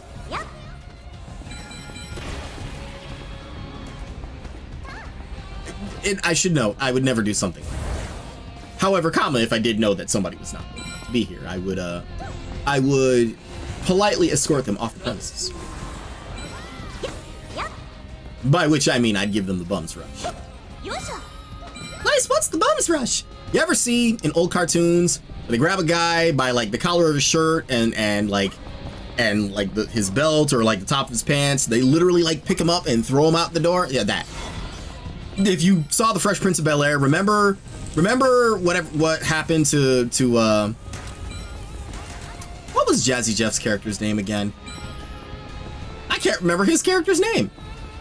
Just remember how Will's friend always got thrown out of the house? That was the Bum's Rush. He was being given the Bum's Rush every time. That is what it's called. That is actually the official proper name for it.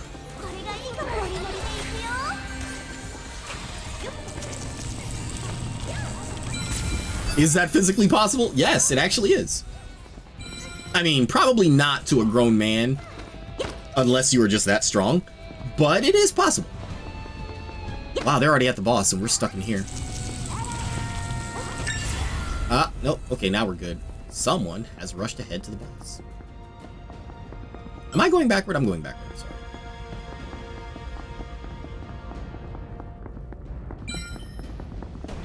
Yeah, I was going back. My bad. I've decided I will do it right today. And at this pace, they'll be done with the boss before I get there. We can't get out of this room until we defeat these.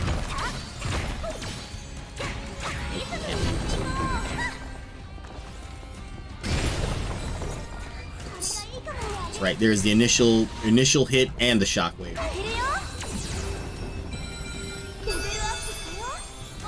Whoop. It's one of those crystals somewhere. Where is it? Where is that thing?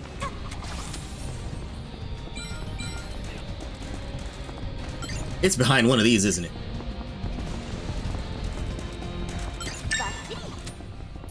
No, it's gone now, so whatever. How are they at the boss already while we're still going through all this? Weird.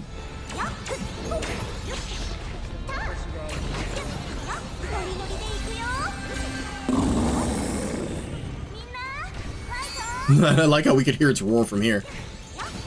Where is that thing that keeps... Let me get over to that. Yeah, they'll be done with that before we get there. Because we still haven't even gotten to the room where we'd have to open the... activate the terminal. Ooh. Breathing room here. Alright, yeah, they just jumped ahead to the boss and got it done. Well, good for them.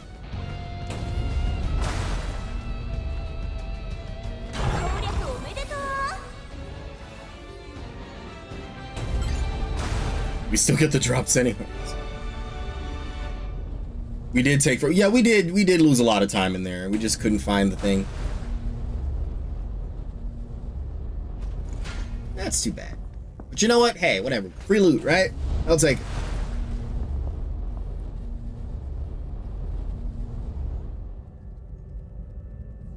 You know, at the very least, we don't lose out.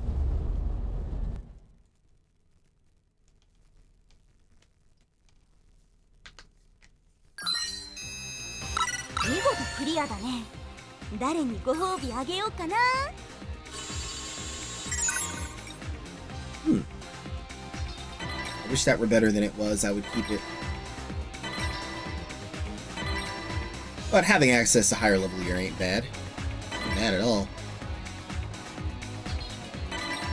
Sedley's trashing most of it.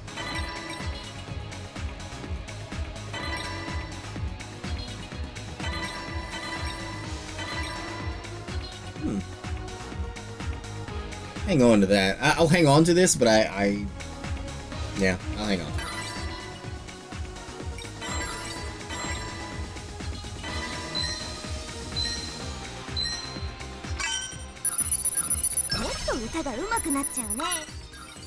Sweet.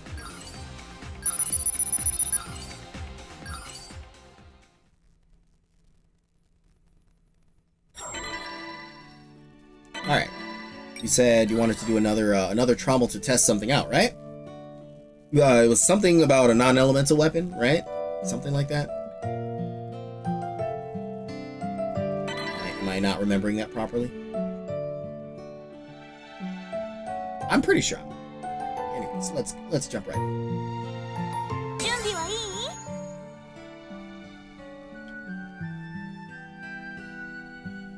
While I have the chance, I'm gonna eat more of that candy. Because Starburst are delicious and savory. This is when I turn to the camera and I get that like tooth glint.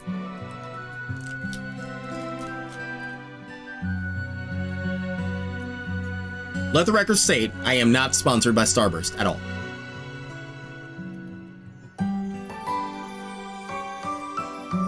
Oh, you're using a different element than what it's weak to. Oh. Oh, okay. I just thought you were using like a non-elemental weapon. Okay.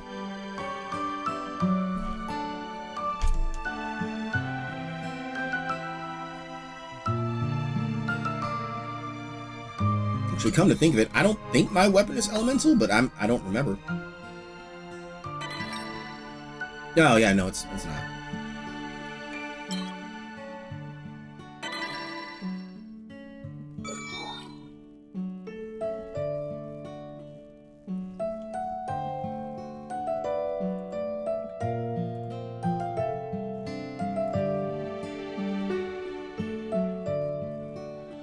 YouTube, I am still live. Please stop ending the broadcast of my stream. Oh, I mean, the broadcast itself isn't ended, but at least for me, it's like the video stops and tries to go ahead to the next one. I mentioned this earlier.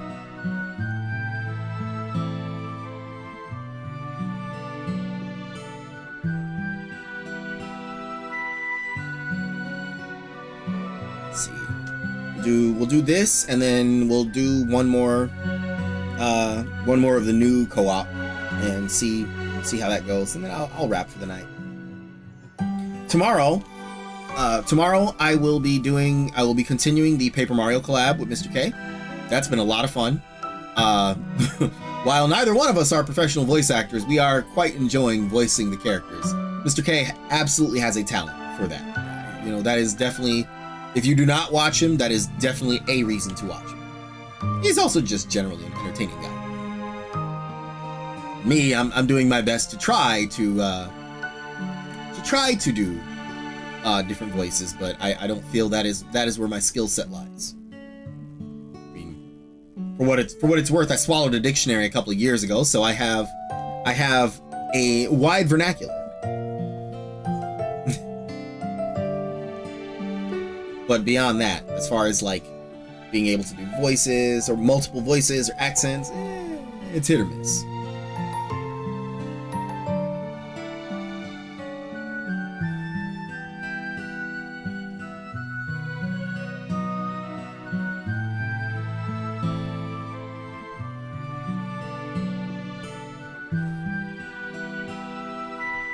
Oh, there we go. I was just about to eat more candy, but now we're about to get started.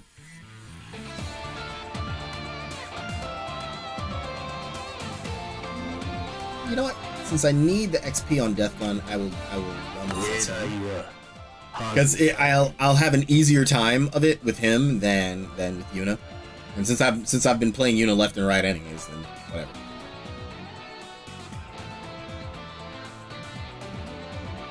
I know. Somebody out there right now is thinking, Lace, what happened to Yuna Nation? What happened to you shutting up, huh? Do what I want.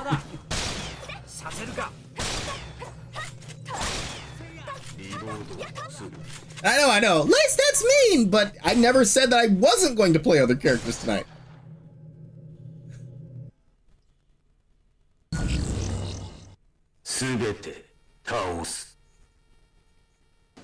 That's actually kind of a good look for him. It's weird without the hood, but it's not a bad look for him.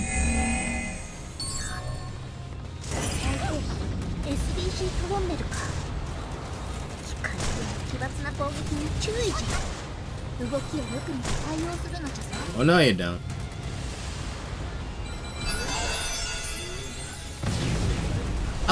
I liked in Fatal Bullet when these things didn't have like big shields like that. Not that it's really not that big a deal. I mean, they were kind of just walking bullet sponges anyways, but still, like, they didn't have those big shields. Oh, got to reload.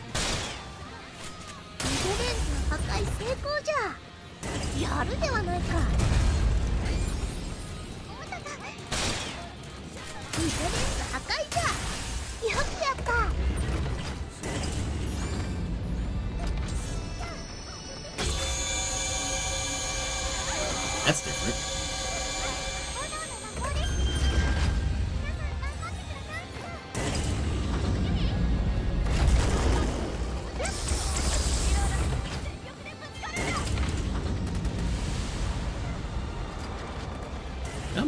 Do the thing. Do the thing other than missiles. Ah. That was just me being slow on the draw. よくやった腕レンズの破壊成功じゃやるではないか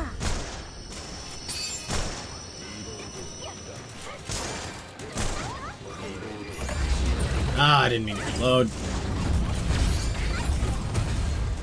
Screwed that up for me. 腕のレンズを破壊したなさすがじゃ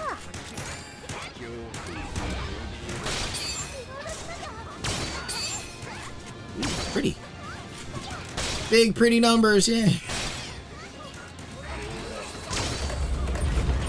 赤い部位が治ってしまったな大丈夫だよ油断せず行くのじゃ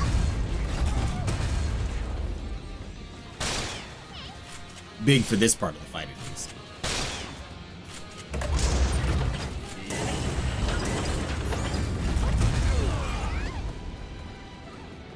I've got to do that faster. At least get faster at getting out of the way of that. ダウン3今がチャン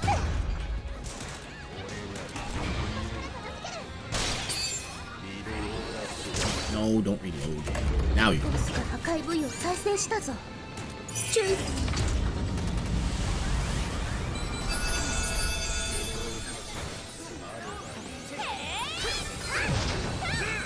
You know what I thought was a cool effect? I think they did it in the show, and then I also saw it in while I haven't played SAO versus Excel World. I've seen footage from people playing it. The boss's like life bar. It was sort of like a 3D thing. Like it would wrap around their, not really around their body, but it would wrap around the model somewhat. I'll take the crit up instead of attacking. I always thought that was pretty cool. But that one game was the only one where I saw them do anything like that.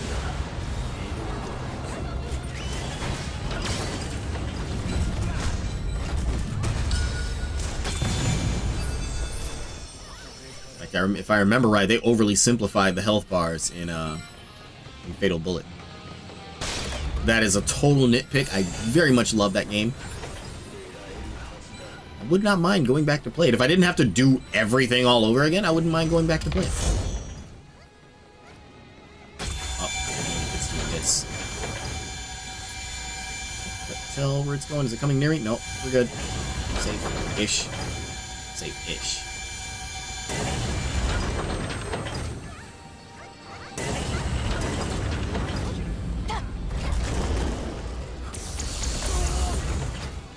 Close. Too close.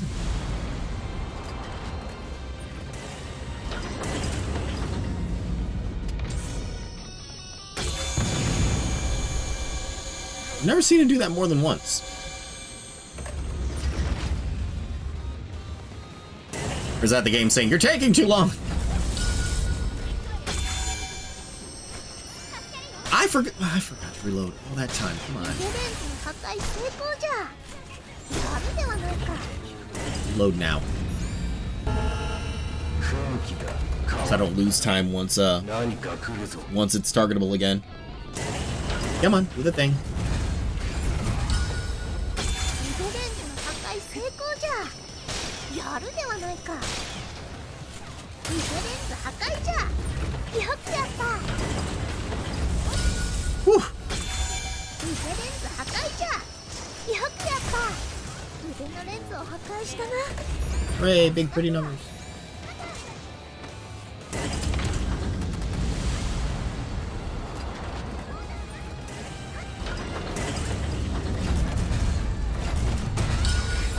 Woo. Okay, let's not do that again.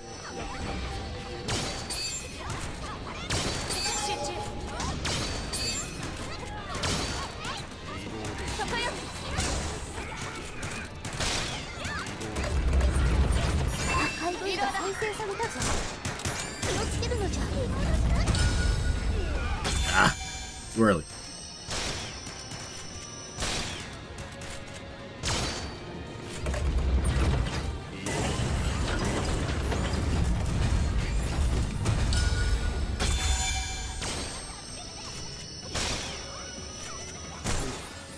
You know, I have to say, like, just thinking about the game in canon, GGO would be a really fun game to play, except for two particular things.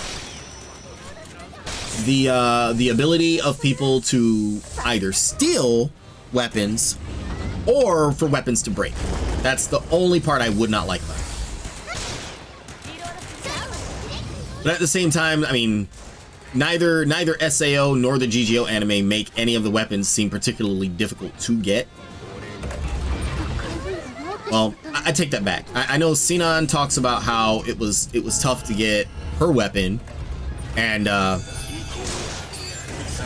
a certain point in it had to be within the first 3 books of Len's story.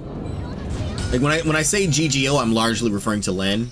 If I'm referring to the SAO, so here, we'll do it this way. If I say GGO, I'm largely talking about Len. Or, I mean, if it's Fatal Bullet, then I'll refer to the game. If I say Phantom Bullet, I am referring to the GGO arc from SAO. The one with Kirito. GGO, Len. Phantom Bullet, Kirito. We'll do it that way. I think that'll probably be the easiest. These. Nah, I don't want either one of those.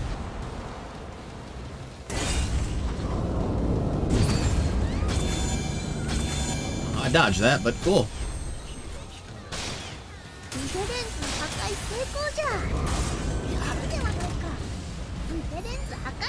Anyways, like I was saying, one of the teams in GGO gets their hands on an anti-tank rifle, and they mentioned that they too had to go through some struggles for it. Now, the game is largely, from what I'm understanding, the game is largely PvPvE, and I'm okay with that. I guess there's like specific areas where you can just hunt monsters, but then there generally always is the persistent threat of players just running into players out the field. Still, it seems like it would be fun to play. I certainly would play it. I don't think I'd do anything like Len or Kirito did, but I'd play it.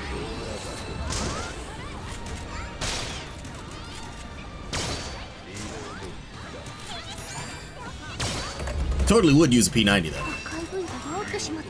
Why, you ask? Well, because it's a cool weapon.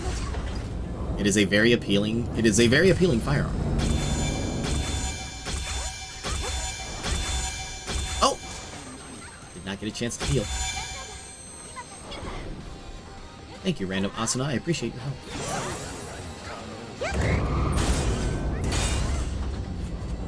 Keep a better eye on my HP. Oh, wow. I kind of lucked out on positioning there. I wish I could always get that lucky, but...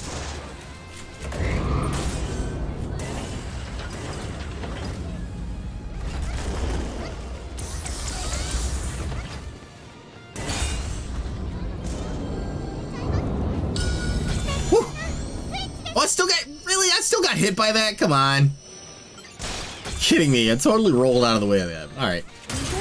Game said no.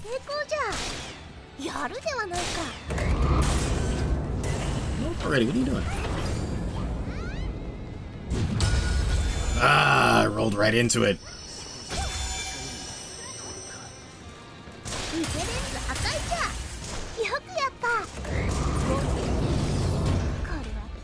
Come on, time to drop down.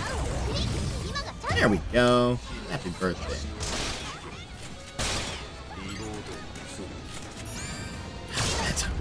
I mean, I got the shot off, but bad time to reload.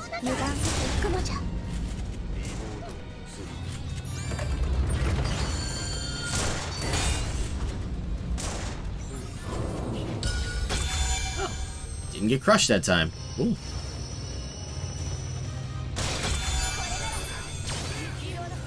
Ooh, big hit.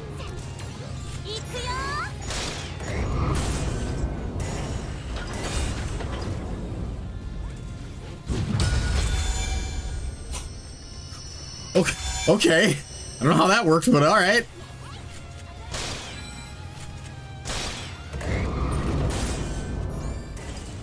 Not getting hit when I should, and I'm getting hit when I shouldn't. That's no, that seems on brand. That's cool. I'm okay with that.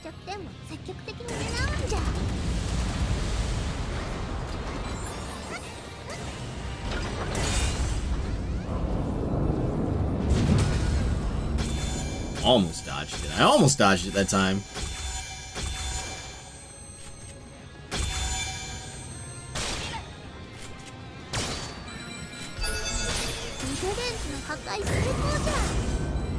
Hooray for big numbers.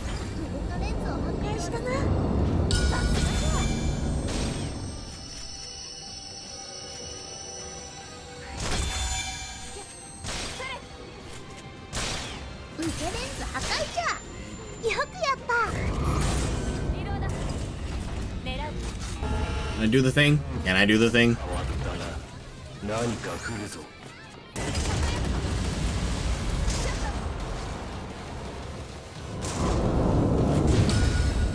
Ah!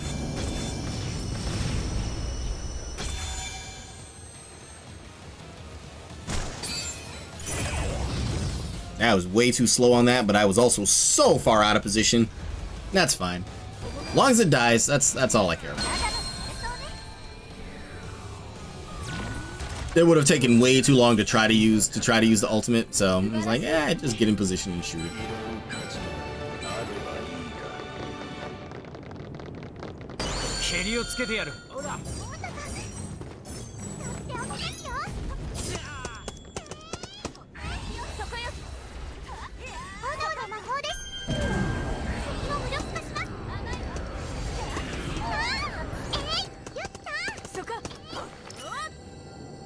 I'm curious to see what the results of your test were. What element were you using? I didn't even ask that earlier, and I should have, and I'm sorry.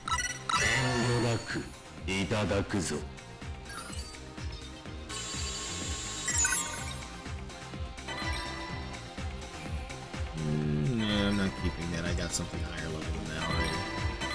Probably won't be keeping any of these drops, because... No, I'll keep that for him, because that's better than what junk I gave him earlier.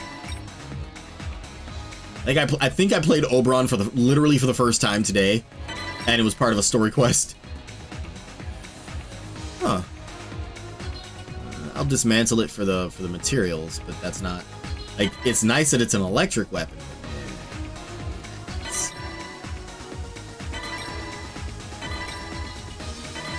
And none of these really were that nice.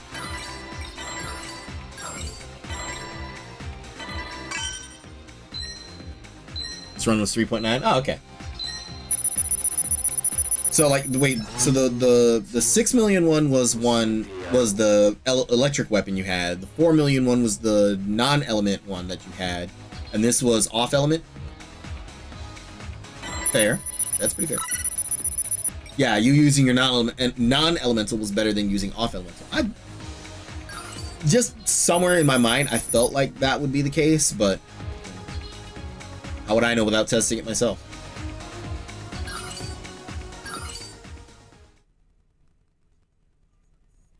Alright.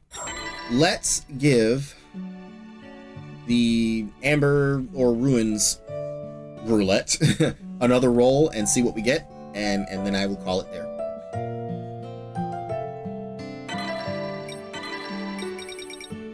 Now that I have access to it, I can get some nice things from there. I hope. I kind of want those horns. I don't need those horns, but I kind of want those horns.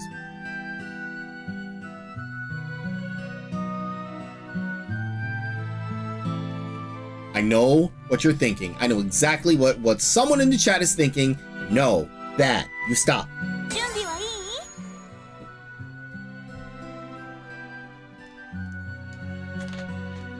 Leah, you especially don't say anything. I know. You especially don't get to say anything on that.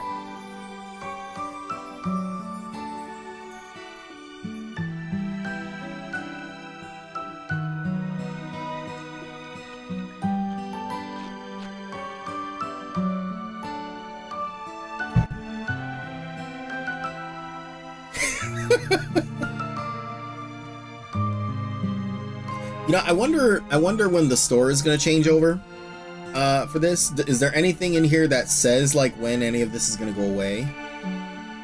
'Cause part of me kind of does want the pirate costume for Sinon now. I mean, I do, but I don't. I don't know.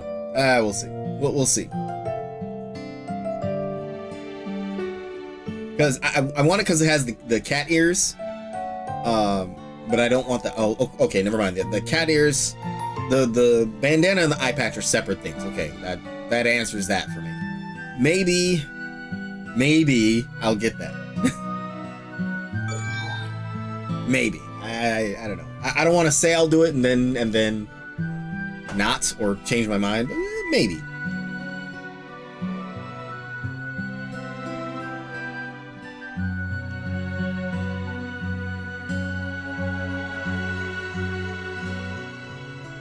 May or may not be setting myself up to get it right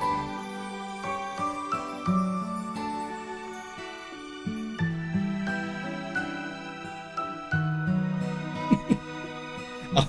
I'll do it later. I'll do it off stream.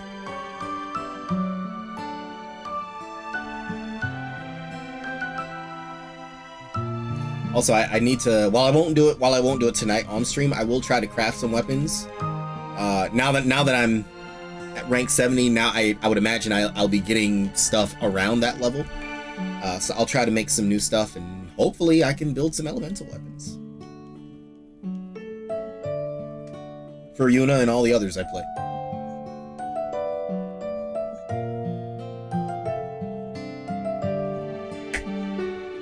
In fact, now that I got Yuna to 30, I really should focus on all the others who I want to level. Like, I want to level Straya just because she's fun. I want to level Alice because she's fun. But for the sake of passives, I want to level Sturban, Eiji, and Yuna. Not Yuna. Yuki. I'm sorry, I'm looking at Yuna. Y name. You get it.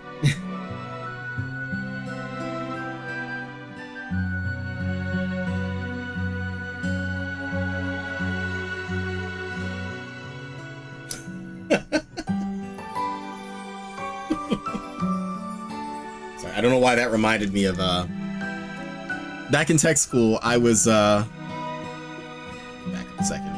Before I left for basic training, I was in the delayed entry program. I was working out with another girl who was local, who was also in the program. We both needed to get in better shape before we left for basic. She ended up leaving, I think. No, I left before her, about 2 weeks before her. But we were in basic training around the same time, and we kind of bent the rules and sent each other letters from our home addresses. So like, you know, just whenever we put a letter in the mail, like we wrote the letters there in basic, but whenever we put them in the mail, they were addressed from home as if one of us sent it from home. So that's how we were able to kind of talk to each other through basic, but we also ended up going to the same tech school base. You know, we hung out from time to time. I admittedly was attracted to her. That I can't tell the story without that. But with all that setup out of the way, I was fighting to stay awake in class one day. I'm taking notes, and I'm dozing off while taking the notes. I totally was just dozing off. And as I was copying down the notes about an all-purpose structural bolt, I guess I was thinking of her in my like half-awake stupor, and I wrote all-purpose sexy. And that just became this running joke between me and her roommate, who ended up becoming a really good friend of mine. She was like the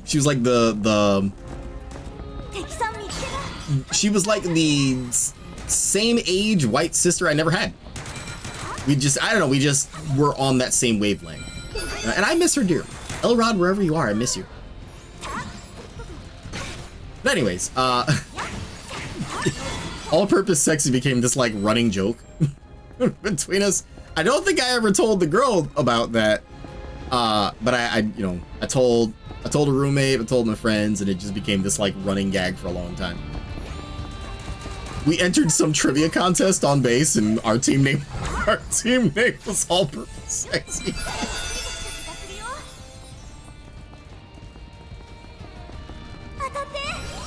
Oh boy. Good times. That I swear that feels like a whole lifetime ago now, but it wasn't even that long ago. I know both I and myself, yes. Surprise, I'm two different people.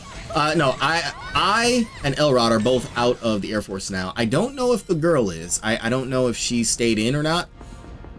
I just, you know, after we graduated tech school, we kind of just went our separate ways and never really saw each other again. But since we are from the same hometown, I wouldn't be surprised if I just happen to run into her. If she isn't anymore, or if she ever came back to our hometown, I wouldn't be surprised if I just ran into her one day. I mean, it would be nice to see her again. I mean, I'm long over my attraction to her. So for me, it would just be like, oh hey, I remember you. It's been some years. How you been? Oh wait, this is that switch room, isn't it? Oh wait, no, this is defeat a number of enemies. 10, we only need one more. There we go. The next one is the switch room, isn't it? Oh, am I going the wrong way?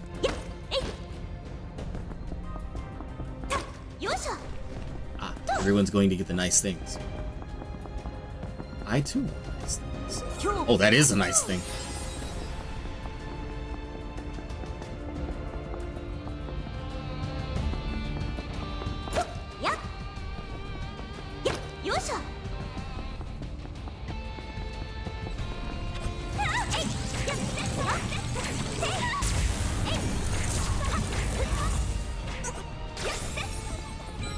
Alright, I guess that attack just wasn't gonna come out. I was trying to do the that, but it just didn't register.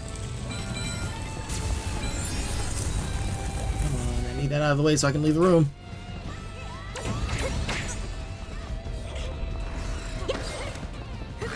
I found one of the switches already. I think I'm gonna complete this before the next pulse comes out. Will I do it? Will I do it? Good! Whew. Oh good, there's another one up here.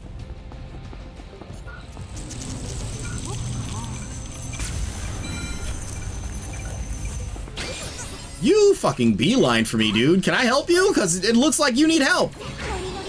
Would you like me to help you? Do you require assistance? There's assistance available if you so need. Trying to heal and it made me interact with that thing instead. Cool, thanks. Thankfully I wasn't like super low health or that could have killed me. Oh, for fuck's sake. Every time I go for the damn thing, something else pops up behind me. No wonder we took forever in that room last time. Yeah, I'm done playing nice with you. Get blown up. Feel the power of sound. Before something else, never mind, I spoke too soon. Before this thing runs over here and tries to do stuff. Here.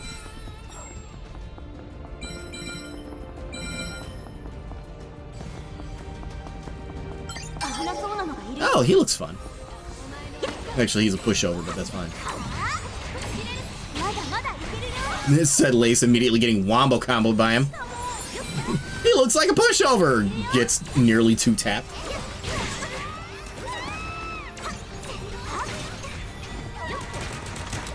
Can I help you? Cause like I'm trying to fight the boss and you're over here taking pot shots at me.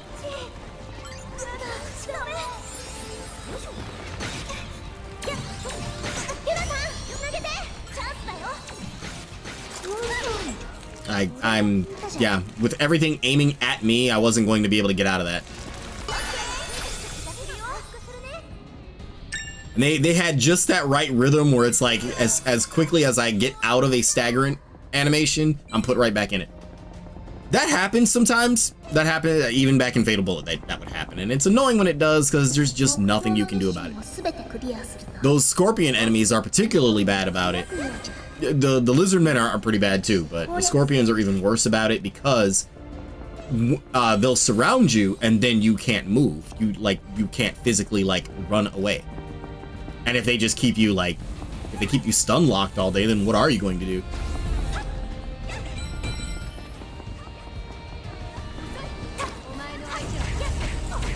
Let's get rid of that thing. Let's get rid of this one too.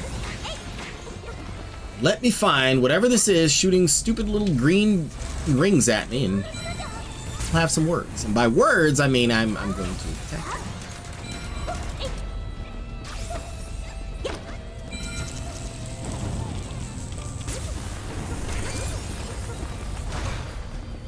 Get this thing out of the way. I'd like to be able to freely attack.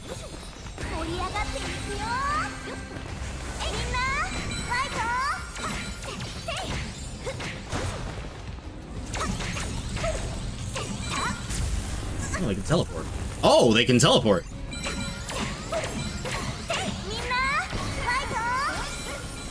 There we go.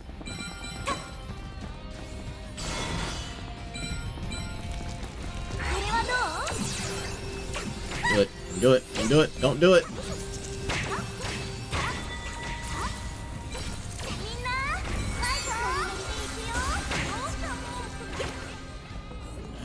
Oh, I'm out of healing crystals.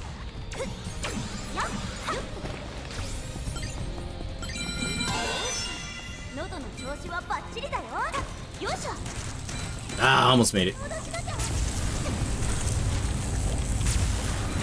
This thing is straight up trying to walk across the gap, and it almost made it too.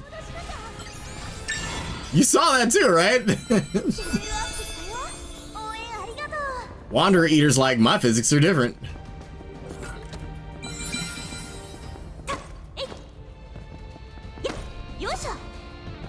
Search these just for the health I get out of them.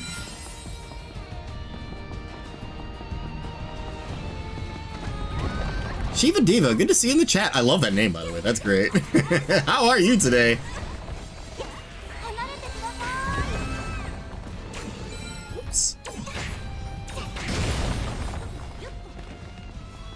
Let me find this thing that's pelting me with arrows back here and get rid of it.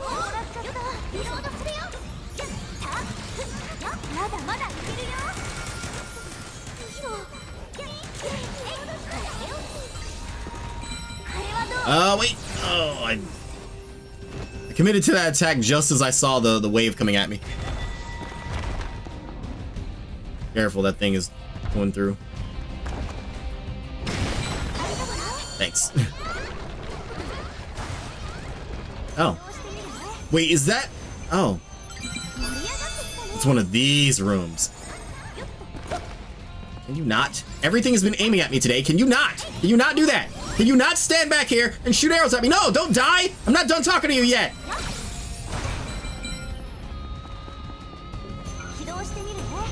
I'm great, just grinding some SAO. Oh, cool, cool. What level are you? And who do you main, or who do you like to play as?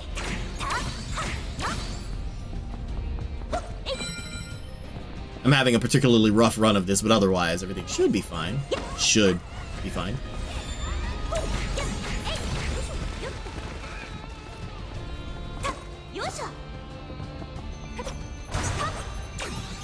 Good, I get rid of him.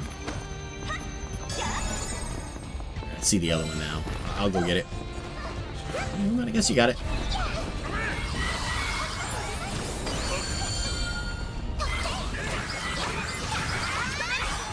Ah! Largely trying just not to get hit by something I can't see off screen. One of those lizard men or whatever. Oh, you're 100 as well. And nice, nice.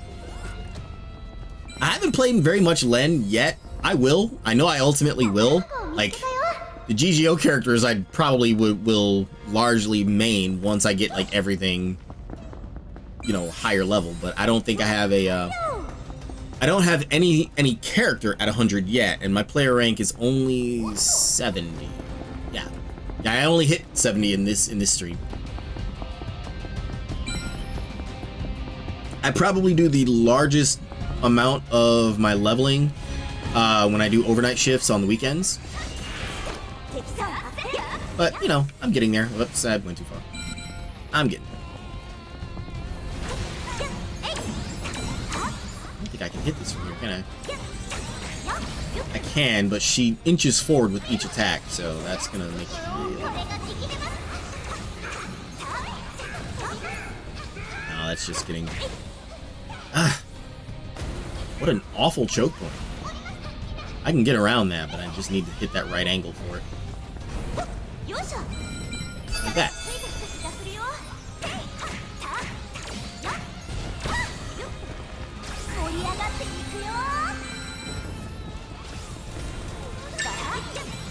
I should be playing this instead of PSO2, but I haven't gotten through all the story yet, debating on if I should switch or not. Switch to... Wait, haven't gotten through all of... I'm confused. I'm hoping when the next trial pass comes we can get some more content. There is more coming. I mean, I know for a fact that M and Pito Hui are coming as DLC characters, and I see no reason why they won't add like more areas or stages. I mean, there's tons of areas in from Alicization that they could use. Or as far as like free roam areas, we only have Aincrad and Glocken. The main areas from SAO and GGO. Or is that free roam area from ALO? I'm not sure.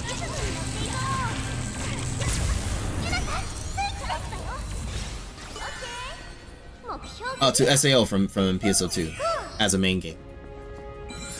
It's there. I'd say it's entirely possible to play both. I play both. I mean, for that reason, I'm not super high level in this. I mean, play more than just these, but this and PSO2 probably are like the most played games of mine these days. I am currently going through Ghost of Tsushima again. And I still do play Final Fantasy XIV from time to time, but I only really like PvP, and I now do that to a limited degree because people come at me like I'm a raid boss. But yeah, as far as playing either game, like it's entirely possible to enjoy both. SAO is my main game right now. Yeah, you know, whenever, you know, I'm pretty much already fully geared. I mean, until the next gearing update comes in PSO2. I'm pretty well geared, so this was an opportunity to just take a break and play something else. Plus, this is just fun.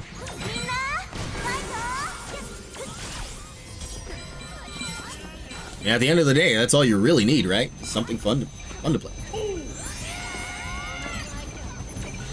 Came back to PSO2 a month ago. CNGS. I did base for 1G. Oh, hey, Shiva Diva, thanks for the follow. That's nice of you. There's this. I would say this is definitely a good time to get into NGS. I mean, if you're just starting fresh, you know, and there's a lot of catching up to do. But we also currently have, just like how base had weapons like the Trailblazer weapons or like the Atlas X, we have our first weapon like that in NGS. Yeah, evolving gear is what they like to call it. I have 74 hours into the game so far. I'm afraid to see how many I have in this, because like I said, I do play a lot of it at work on the weekends when I'm working overnight. P.S. Don't play games at work.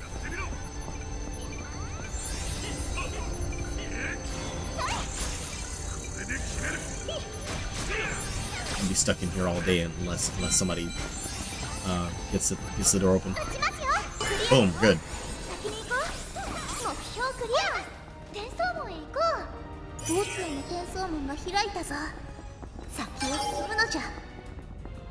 Yes, there was, but I'm max level now and logged. Well, cool. I mean, if you're all caught up and everything in NGS, then yeah, take a break, play other things.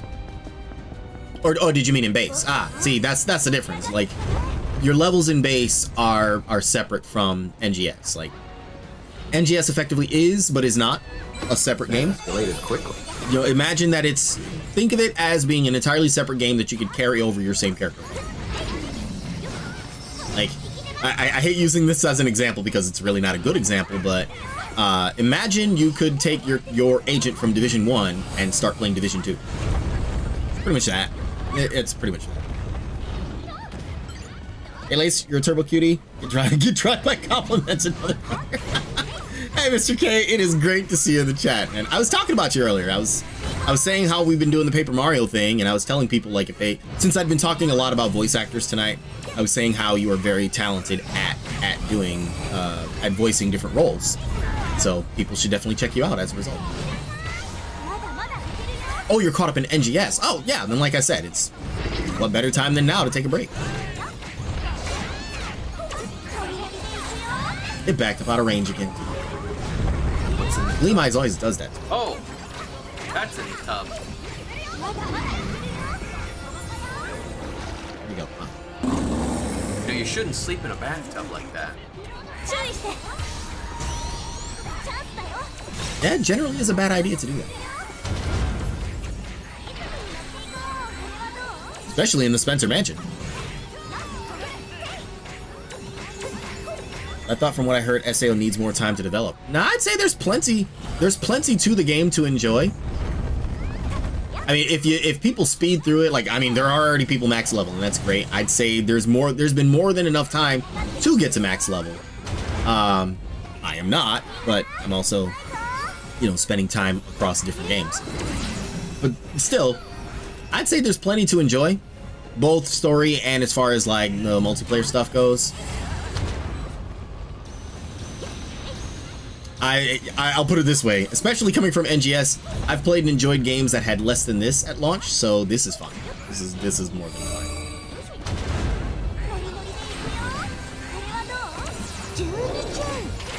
Super low health, and I don't like it. Ah, why did they turn me sideways for that? I think I missed that attack, didn't I?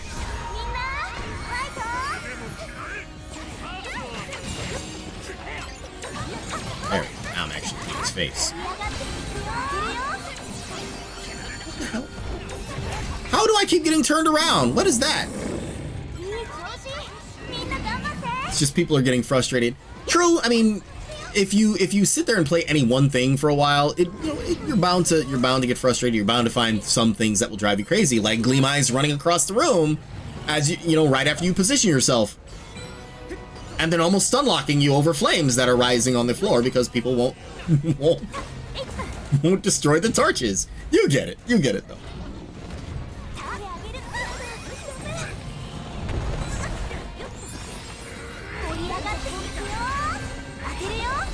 I'm really hoping this turns into a PSO events gear content. I'm not quite sure what you mean by that. I mean, it very much is. Ooh, it very much is its own thing. Hang on while I die. It very much is its own thing and should definitely be enjoyed as if it were its own. But again, that really depends on just what you're looking for overall.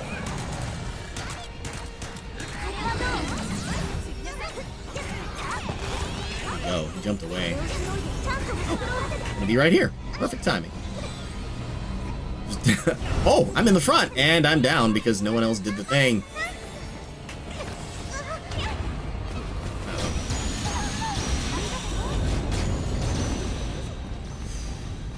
All right, I'll get the torches because we're not going to get through this with the torches being ignored. We're having a rough enough time with it. Let's get these down. Oh, good. Someone is on it. Cool. I don't need to worry about it then.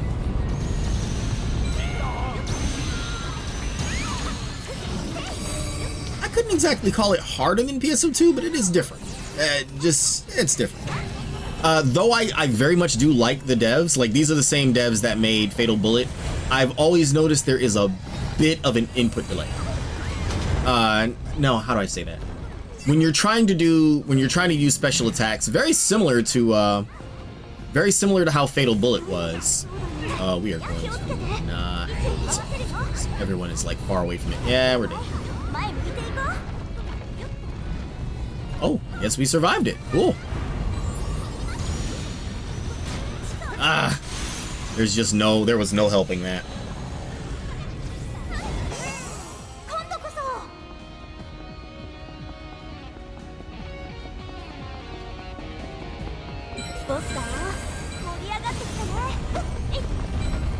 Yeah, given where NGS is at least right now, I couldn't exactly call this harder. Just different. It's a different challenge in its own.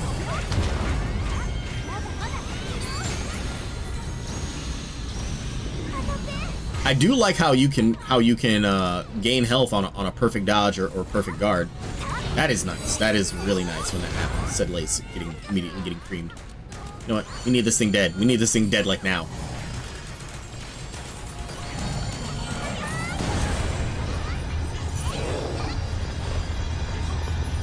that fight was starting to drag on, and it was just getting really messy. I'm just glad we survived it for the most part.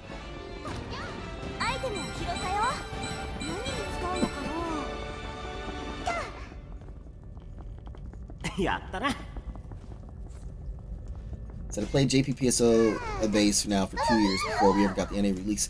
I played it for 1 year before they announced the global version. I started 2 weeks before Etoile was added. It's more on reading enemies' attacks and dodging guards, just different, I guess. But I haven't deep dived because I was in PSO. If you can manage it in PSO, this is a little slower paced, but definitely worth checking out. There are some things that this game does that I wish PSO did, and vice versa, but I have been greatly enjoying this. And I think you would too. Oh, ooh, not bad. I'll keep that.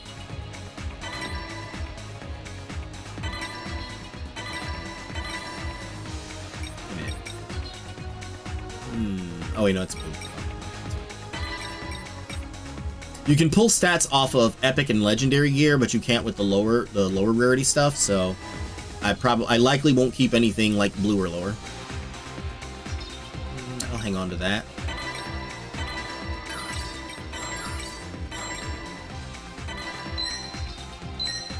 Oh, what a bad time for hiccups.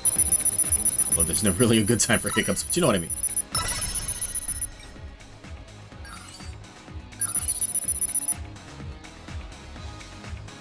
Maybe time to finish unlocking all characters and do online. Yes, I highly agree. I highly agree.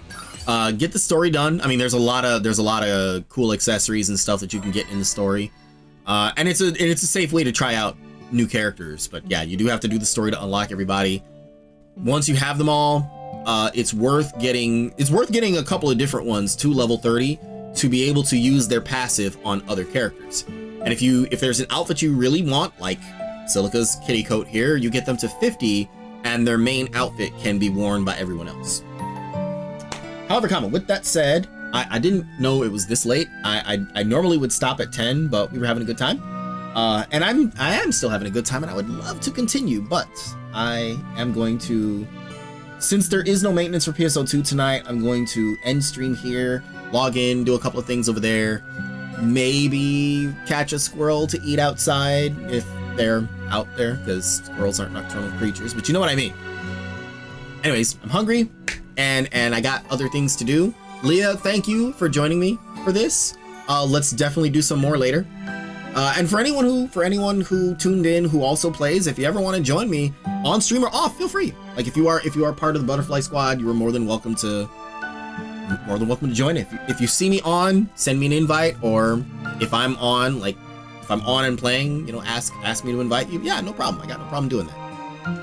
Let's see. Can I send you to someone? Is anyone doing the things that I am doing tonight? Or is anyone doing a thing that I would like to show support for? What's up, Oz? Well, you're not streaming. You don't even have a Twitch account. Oh, you do? Oh, well, excuse me. I was not aware my cat had a Twitch account. Thank you for plugging the Discord, Leah. That's okay. English is hard. You are under no obligation You're under no obligation to join, but it's a great way to go beyond the stream and keep up with what, when, and how I do things. See, I would love to give Oz a Twitch account, but I'm afraid he would become way more popular than I would, like, right away. So, yeah, no. Oz stream when? You know, if I ever get this place cleaned up, if I can ever put away all these like airsoft parts and whatnot, I would happily try to set up some cameras so that people can see Oz as well. Oz is my cat, for anyone who doesn't know. He is my cat. Yes, like I said, you're under no obligation to join, but it's a great way to keep up with what, when, and how I do things. I may also sometimes play games in there that I can't or won't stream on Twitch. And you know, I occasionally DJ on the channel, and may do some practice sessions in there. In fact, I'm planning on learning how to scratch soon, so once I feel fairly confident with it, I'll do some practice in the Discord. Where? What? Right there, on the other side of the rock, Howard. I already have a catchphrase and all. The great and powerful Oz, I love it. That's only a 12. Gosh darn it. Listen. Is that oh, that's a spear. For a second I was like, is that a pile bunker? You're fighting a spider or a pile? No, it's a spear. Sons of pickles. Spears are like pile bunkers. They're just sharp and manual. You know, that was a reach for that one, but I went for it anyways. Yes, I am all done for tonight. I will be back tomorrow, not on my channel. I will be with Mr. K tomorrow on his channel. We will be continuing Paper Mario. Oh, it's Ark. Okay, I've never actually seen anyone play Ark. Tons of people I know play it. I've just never actually seen it. I don't like spiders or caves. And they tend to go well together. So I get that. I totally get that. I am not particularly a fan of arachnids myself. But Lace, aren't you a Scorpio? Yes, but that's different. That's different.